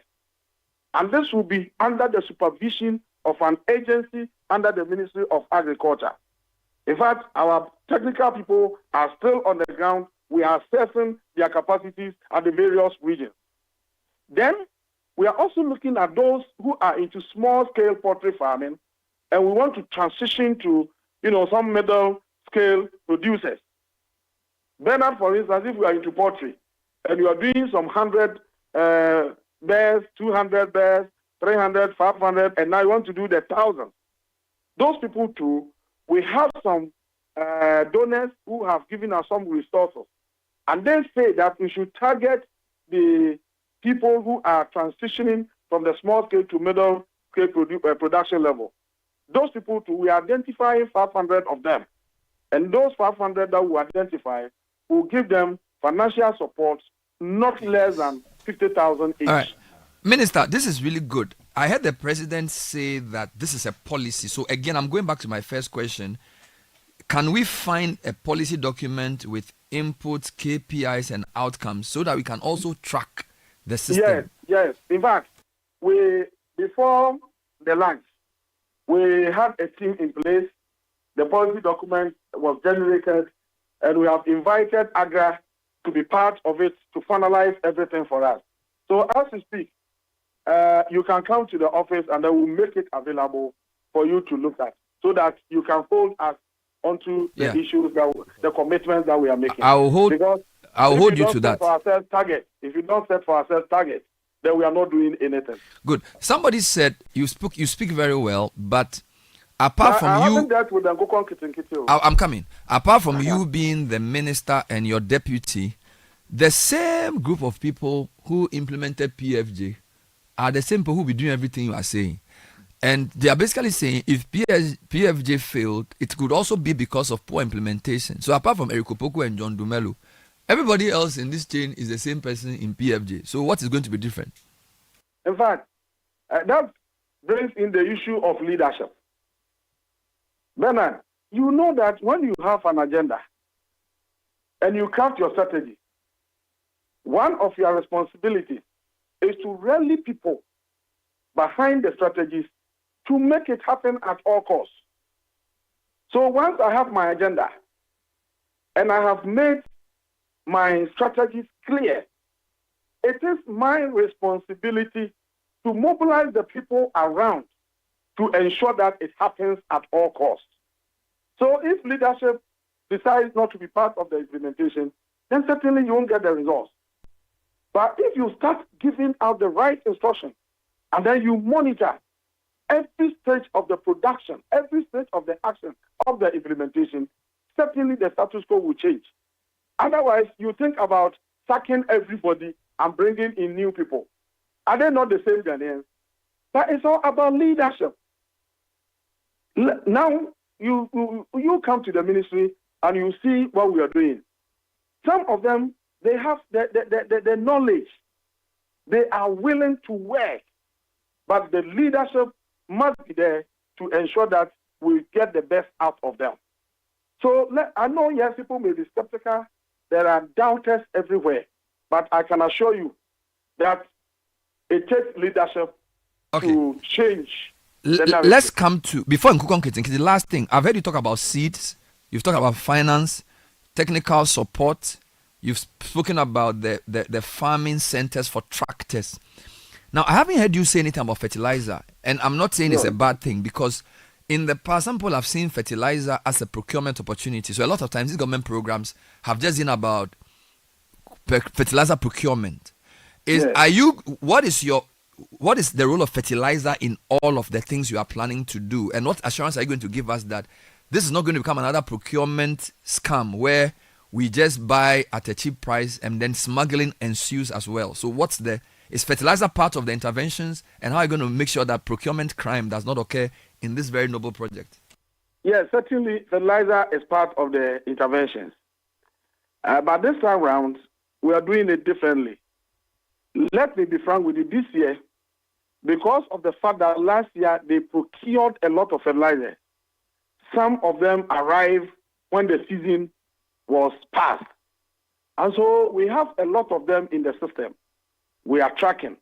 As we speak, we have gotten about 911,000 bags, which according to the technical team should be sufficient for the southern sector. But unfortunately, they are located in various regions, and it will be a disaster for us if we even attempt to go and bring fertilizer that is in Tamale to, let's say, Kumasi. That will be a disaster. And so what we are doing is that we are procuring just a small quantity to supplement what is available for this year. But next year, because of the farmer service centers, the centers will have a section for fertilizers. And so when you do the procurement, you do direct distribution to the centers. And the centers are going to have a strong management committee, including some security agencies, to ensure that every bag of fertilizer deployed to the center gets to the farmer to make the right impact. In fact, even before the procurement of fertilizers, we are putting in place a team to test our soils and make the proper recommendations. It is not the case that every fertilizer is applicable anywhere. It is just like the human system. If you don't test the system, you wouldn't know what is lacking for replacement. And so we are saying that the technical people should do the test, the soil test, furnish us with a report to inform the purchase of fertilizers to enable us achieve the right results. And I'm assuring you today that at the farmer service centers, the peasant farmers who constitute the majority of farmers in this country will play a significant role in the distribution. All right. I remember Minister Champong under PFJ 2.0 said that the arrangement included buying off some of the food products from the farmers, so that it was almost like the government to be the first off-taker of the produce. Are you considering any such arrangement? Because one of the problems some of our farmers face is markets. They are not able to sell because maybe the infrastructure is bad, there's no storage, or maybe because middlemen give them the initial investment, they get very low price for their produce. what is your plan? Because all you've said to me is a lot of production based, right? You're producing, but Yes, if the food does not get to the market and I can't get a good price for it, or I can't store it, it still costs 90, right? So what does this program anticipate in terms of beyond production? What is the intervention? Yeah, the first one is that we are leveraging on public-private partnership for storage and then purchase of food products. One, we want the private sector, especially those who are into processing. We have discussions with a tomato processing company located in Tema. They have the capacity to process over 60,000 tons. Unfortunately, they are not getting that quantity of tomatoes, and so they are operating under capacity. Then we have farmers around Kachuma area, around Sefi area, around my own Sankore area, Kukom area, Goso and other places, also complaining that when they produce, they don't get buyers to buy. I know these are some of the perishable items, so within a short time, they get rot and then they lose their investment. And so we are discussing with these processors that yes, you are located in Ghana here. You have the capacity, you are not getting the raw materials. The raw materials are perishing somewhere. Can you deploy these mini processing plants to the production enclaves to buy from the farmers, do the primary processing for onwards transmission to the main factory for the secondary processing to happen? They said yes. So then we said, then we want our technical team to give you the areas where we need these mini processing plants to be located. And they have agreed. And we are doing this for most of the crops so that we'll have the private sector present at the production points close to the farm for the farmers to sell to. That will reduce the waste, the food losses that we witness in this country, which is estimated around 30% of our produce, and also assure them of ready market. Okay. Then again, for the first time, Bernard, I'm telling you this, we have projected to give resources, money in our budget to the National Buffer Stock. For Ghana National Buffer Stock to buy the food directly from the farmers, store them, and then release during the lean season. So you see that during the harvest time, in the bumper harvest, you produce in abundance. And because you don't have storage facilities, the farmers sell at the lowest price. Now, the buffer stock will step in, buy to moderate prices for farmers, and then also store, so that in the lean season, when prices are going up, they will release to also stabilize prices to favor the consumers. So buffer stock is now properly positioned to protect both the producer and the consumer by playing this critical role. And for this reason, we are decentralizing into the regions. Buffer stock is now creating offices in the various regions. And we are also asking the private sector to also go into the provision of storage facilities. In fact, some have expressed interest. And I think it's a very lucrative venture. Even Bernard and his team, if you want to go into storage of food, I mean, you can come and then we are trying to set up a business for transporting food to Accra to sell. So excellent. We'll see how you can benefit. But I have two questions for you on the same issue. Your questions are plenty. No, this was sent by somebody, and I want to read it to you, then you answer. Hello, Bernard. Okay. The problem with the soya bean value chain is not processing of the soya bean, but availability of the beans for processing. So if we want to provide a sustainable intervention, it should not be putting money in the establishment of a processing facility in northern Ghana. There is idle processing capacity all over the country because of lack of beans. Soya beans are exported from Ghana annually via indirect and direct channels. What government must do if it wants to support the value chain to serve the poultry industry better is to control exports and support farm side production. This is from somebody who is close to the situation. Then another person on the same subject also close to the situation, says, Bernard, tell the minister that there are soya bean processing factories producing under capacity in Ghana. Government has no business setting up another factory. There are lots of abundant government-sponsored projects under 1D, 1F. 2 people close to the situation. What is your reaction? One, the issue about export of soya beans. Already, there is a ban on it.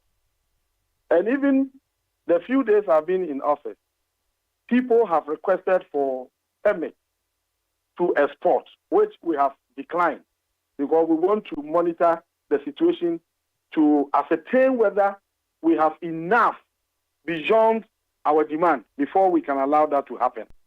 And so exportation of those things are being regulated already. So that answers this question. And then the issue of production. Bernard, earlier on, I intimated that we are providing irrigation. We are supporting some of these peasant farmers to increase production. That is the essence of doing this. That is the reason why we are doing all these things. That is to increase production. Now, because we anticipate increase in production and productivity, we are saying that when they produce, in some strategic increase, we need to process. In fact, I was in Upper West last week, and then the regional minister indicated to us that even though they produce a lot, the processing capacity available there is insufficient, and that they will need to have it expand. They want it to be expanded so that they can process a lot of the soya there. And we are also concerned about processing, and that's why we are saying that, yes, there's a need for us to do that. In fact, if you set up a factory as a private person, Bernard, let me say this is very important. If you set up a factory as a private person to process soya bean, and you are not getting the soya, then you are also not being strategic. Go into contract farming with the farmers. Provide them with the resources so that the farmers can produce in quantity sufficient for your production. That is how businesses must run. You don't say that, oh, I've set up my soya factory here and I'm waiting for people to produce for me. No, that's not strategic. In fact, if such companies exist and they can link up to us, we will also connect well with them, support them to make their businesses flourish, because that is exactly what we want. Because you set up the factory, the first thing you must think about is the availability of raw materials. And then because you don't produce it yourself, you put the farmers together. You give them the logistics that they require to be able to produce enough for your operations. That is the strategic way a business can survive. And we are ever ready to work with them to ensure that they succeed in that endeavor. Finally, Nkukon Kitinkiti, is it 50 anchor farmers? Where are you getting them from? And what is the target? No, the Nkukon Kitinkiti, what we are going, the Nkukon Kitinkiti is not about anchor farmers. The anchor farmers I spoke about is different from Nkukon Kitinkiti. That is the commercial production of poultry. The Nkukon Kitinkiti, Bernard, is not about commercial production. It is a way of generating interest. It's like peasant production of poultry, generating the interest of the individuals in the country into the poultry production. So what we are doing is that we are targeting households. Wherever you are located, you have a house. We are asking you under Feed Ghana to own a home garden. Then we are also saying that we will register those who are interested in the various districts, various constituencies, and give them the best, give them the feed, and then ask the veterinary people to support them so that within a space of 3-4 months, they will have to sell. And when they are selling, they will make some money. And then all over the country, people will generate interest in the production of poultry. That is about Nkukon Kitinkiti. Quite different from the commercial production that we are talking about. Do you have a target, so end of year, or when should I call you back to say after X? I think I've already indicated to you that the document has been generated with a target. I know. I just wanted to know. Just no problem. A group to look at it. Okay. So I wouldn't want to put out some figures now. No. What I wanted to find out, for example, are you looking at? You are 4 years in government, right?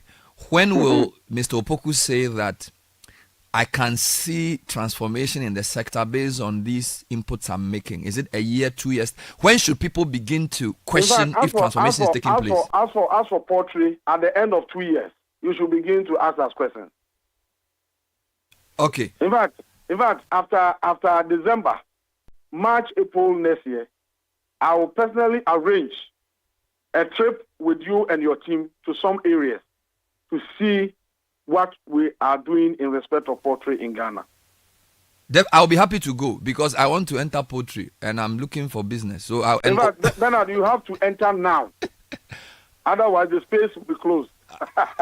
But thank you for talking to us without, of course, prior notice. But I appreciate it. So much talking to my brother. Yes, please. I always love responding to your pointing questions. Thank you. So we'll follow up again. Thank you, Honorable Eric Opoku, Minister for Food and Agriculture, and also MP for Esonafo South. It's 9:43. We'll take a short break. Godfrey, there's a lot of questions for the minister. We couldn't ask all, but it feeds into the whole plan. We'll be right back. Stay with us. This is the City Breakfast Show, the city's biggest conversation.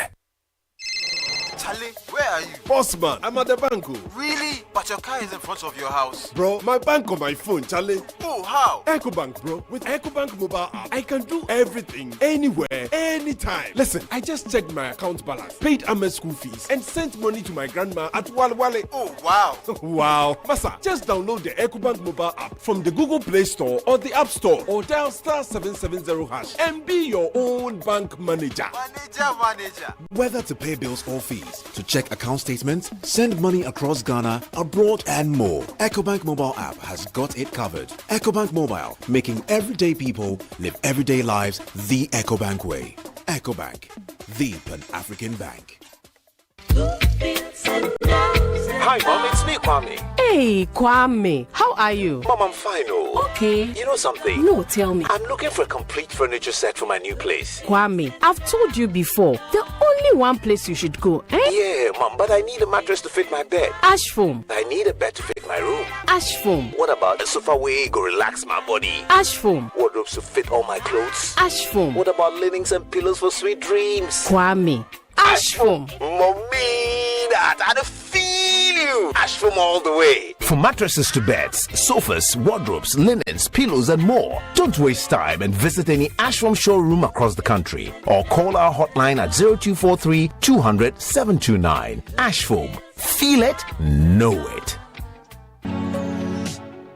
Dear home, no interest for 2 years. Are you ready to step into your dream home? With Lakeside Estate's exclusive offer, you can own your own home in just 2 years with no interest payment. This offers you affordable payments, flexible home purchase plan, quality homes, and lifestyle change. Choose from a variety of beautiful homes in any of Lakeside Hills clusters. Your future awaits you. Imagine living in a home you love with the freedom to invest in your dreams without the burden of interest. As your CIMG Real Estate Company of the Year for the 4th time, we offer you hassle-free home acquisition. Call us today on 020-477-5043 or 020-477-5042. Don't miss out on this incredible opportunity. Call us now to learn more and schedule a tour for our available homes. T&C supplied. Make your dream a reality. Lakeside Estate. Quality homes for all. Ever wondered why the finest treasures of Africa feel like hidden secrets? The craftsmanship, the passion, the untold stories. Well, Ghana, the wait is over. Afro quality is here. Afro quality is your destination for the finest collection of African products. From beautifully crafted, ready-to-wear clothes, organic skincare products, bags, shoes, and fashion accessories. All made in Africa and curated from Ghana to Kenya, Rwanda to South Sudan, South Africa to Nigeria, and all over the continent. Every item is made for those who value the best. Find us in East Legon on the American House Road on top of Say Cheers. Visit at afroquality.com on Instagram or TikTok or 053-33-92345. Afroquality, because you deserve the finest.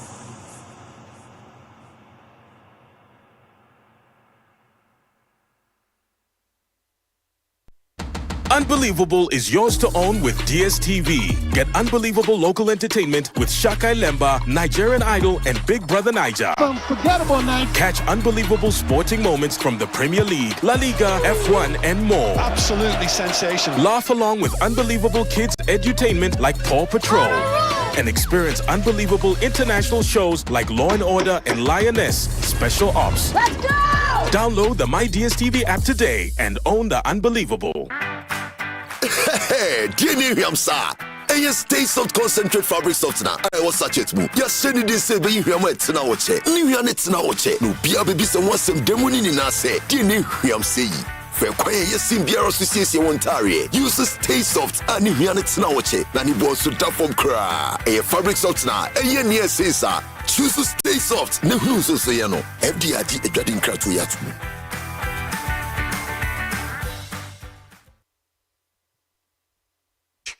Oppo durable ability, 36 months warranty. Looking for a durable smartphone with top tier features? Meet the Oppo Reno 13 F5G. A Depabefi with IP69 water and dust resistance, it survives 2-meter submersion for 30 minutes. Won't pay away now, PDA. The Snapdragon 6 Gen 1 ensures top performance, while the 5,800 milliamp battery on 45 watt fast charging keep you powered all day. When it saw in Symbium. Enjoy a 6.67-inch 120Hz AMOLED display and a 50 megapixel triple camera. Plus, get a free branded bottle for a limited time. Visit any Oppo retail outlet or Telefonica store or call 0540-104-881 for more details. Oppo durable ability, 36 months warranty. Easter weekend with a promise to live life at Peduasi Valley Resort. Begin the weekend with sumptuous Good Friday special buffet as you groove to live band music. Then on Saturday, it's time to splash away. Join the ultimate pool party at Peduasi Valley Resort. Live DJs spinning the best tunes, a bouncy castle, cotton candy, and your kids' favorite cartoon characters for extra fun. Plus delicious lunch and dinner buffet. On Easter Sunday and Monday, we celebrate the restoration with grand feasts fit for royals. Stay in sync with our classic room promos and relax with our soothing spa offers. All this and so much more at Peduasi Valley Resort this Easter weekend. For reservations and inquiries, call 0540-125-555 or 0540-125-554. Peduasi Valley Resort. Live life. Kids, no running. They grow up so fast. Come here, guys. Who wants to watch their favorite show on GoTV? Your family's favorite moments are made better with GoTV's shows. We've got loads of local, international, and kids channels, and all the football you need from the comfort of your home. You can also watch your favorite shows wherever you are with GoTV Stream. Stick with GoTV and let's go together. GoTV. Love it.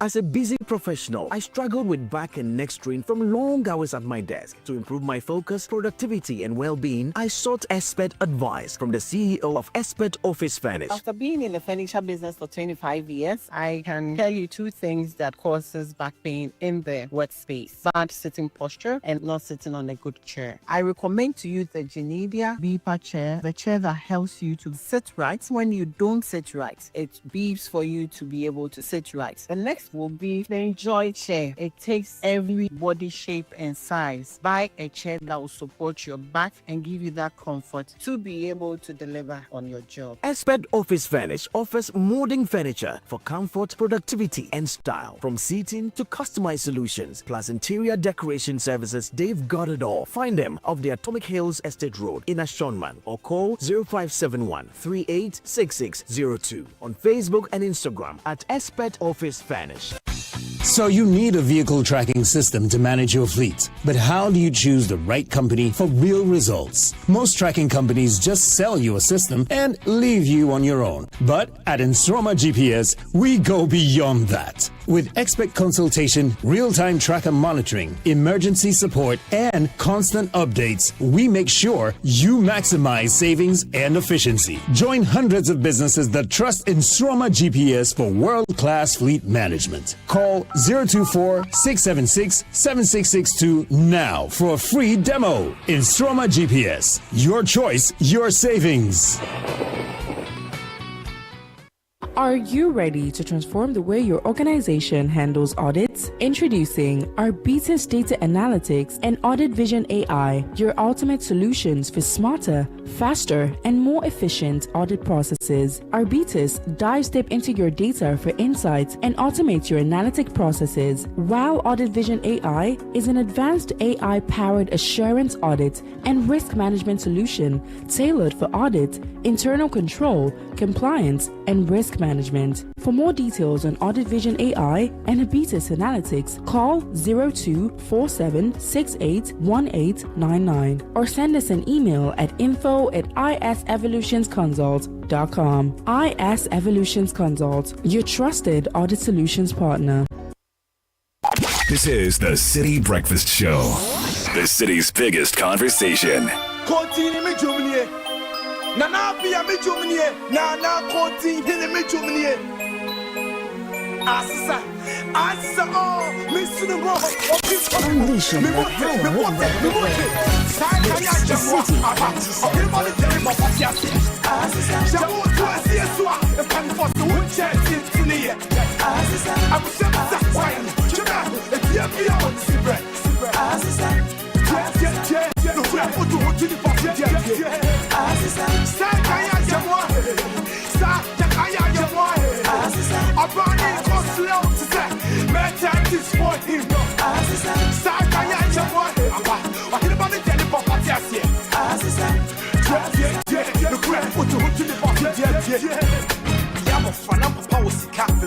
So when him Jessica, that's a rich papa.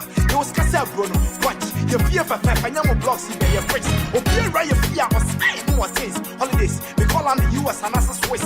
Takum, or be able to jaguar any best. Was Kenny by my from Nahana. I pay and your master. Your fear, your cast, your man in Ashi, and then your child can't chinaku or mo. Nana Pia Mijum yet. Side I am 6 minutes to 10. Nana Kurtihini. Okay.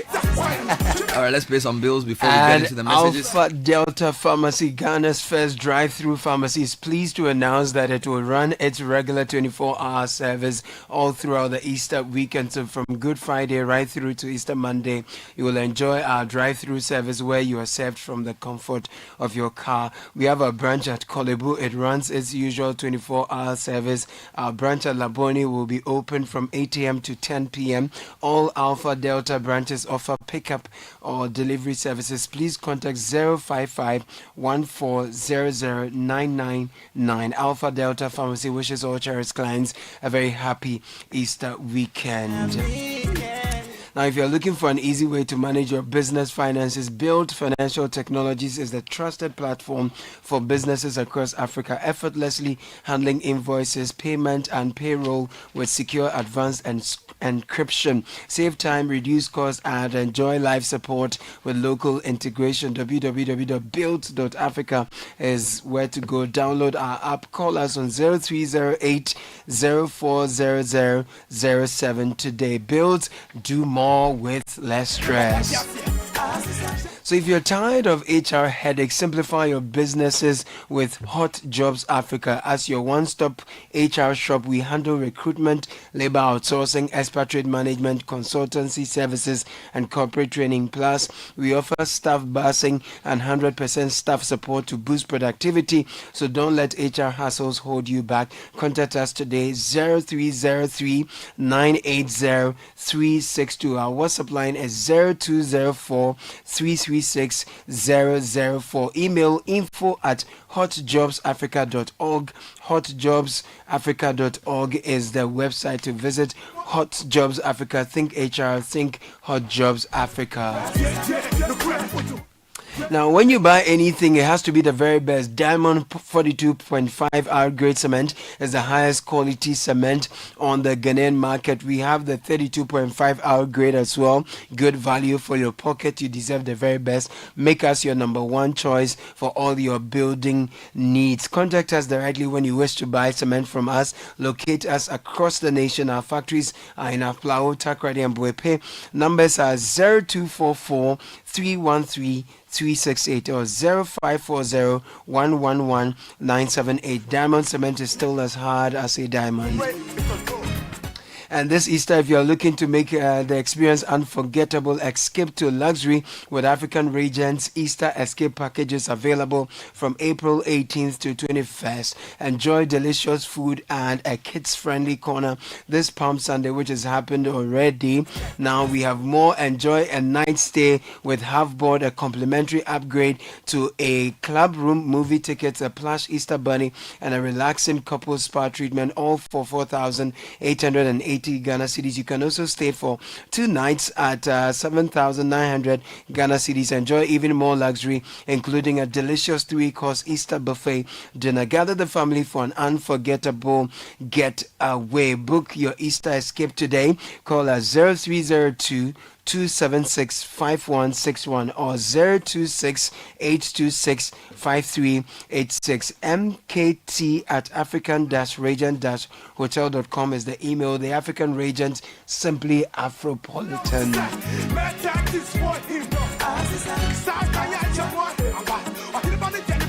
Okay, so quickly, just to wrap the conversation up, Bernard, someone wanted to know about the recruitment of extension officer timelines. Bernard, let's take a second look at the 1D, 1F projects. And PSOs have processing units in some of these areas which can be upgraded. Also, please ask the agri man on tomatoes, ready market for tomatoes at what price? This is Eric from Tema. Okay. Good morning. I'd like to know if CSIR research outputs are applied for this rice poultry initiatives. I'm of the view that all the seeds we use should be developed locally. Else the dependence on foreign seeds will introduce risk. Bernard and team, good interview. Everything starts from marketing. What are the plans to sustain income of farmers as part of the programs? This one says, can you ask the minister if the seeds are GMO? How can we be sure we are not dependent on donors for seeds? A lot of questions, right? Yes, Abanam from Medina also wanted to know about lands for agri which are being taken over by real estate developers. I am around Saki near Bombari. I've been looking for a tractor to plow for the last 3 weeks. Please check where I can get support. And then Ayukus is very impressed with clarity in the minister's responses and hopes the projects will be implemented with the same exuberance and clarity that he's speaking with. And then this one says, Richard is right. It depends on where you come from, because it's popular to people from the Volta region. This is the catfish conversation. It can withstand tough conversations. The 150 Ghana City Sky is talking about is what you buy from the restaurant and other food joints, but the local produce is much cheaper. Okay. Well, that's all we have time for today's edition of the City Breakfast Show, Monday the 14th of April. Coming up next is Brunch in the City with Now Your Quarter. Before that, City News at 10 with Sheba Araba Benin. Good morning, Sheba. Good morning, Bernard. Hello and welcome.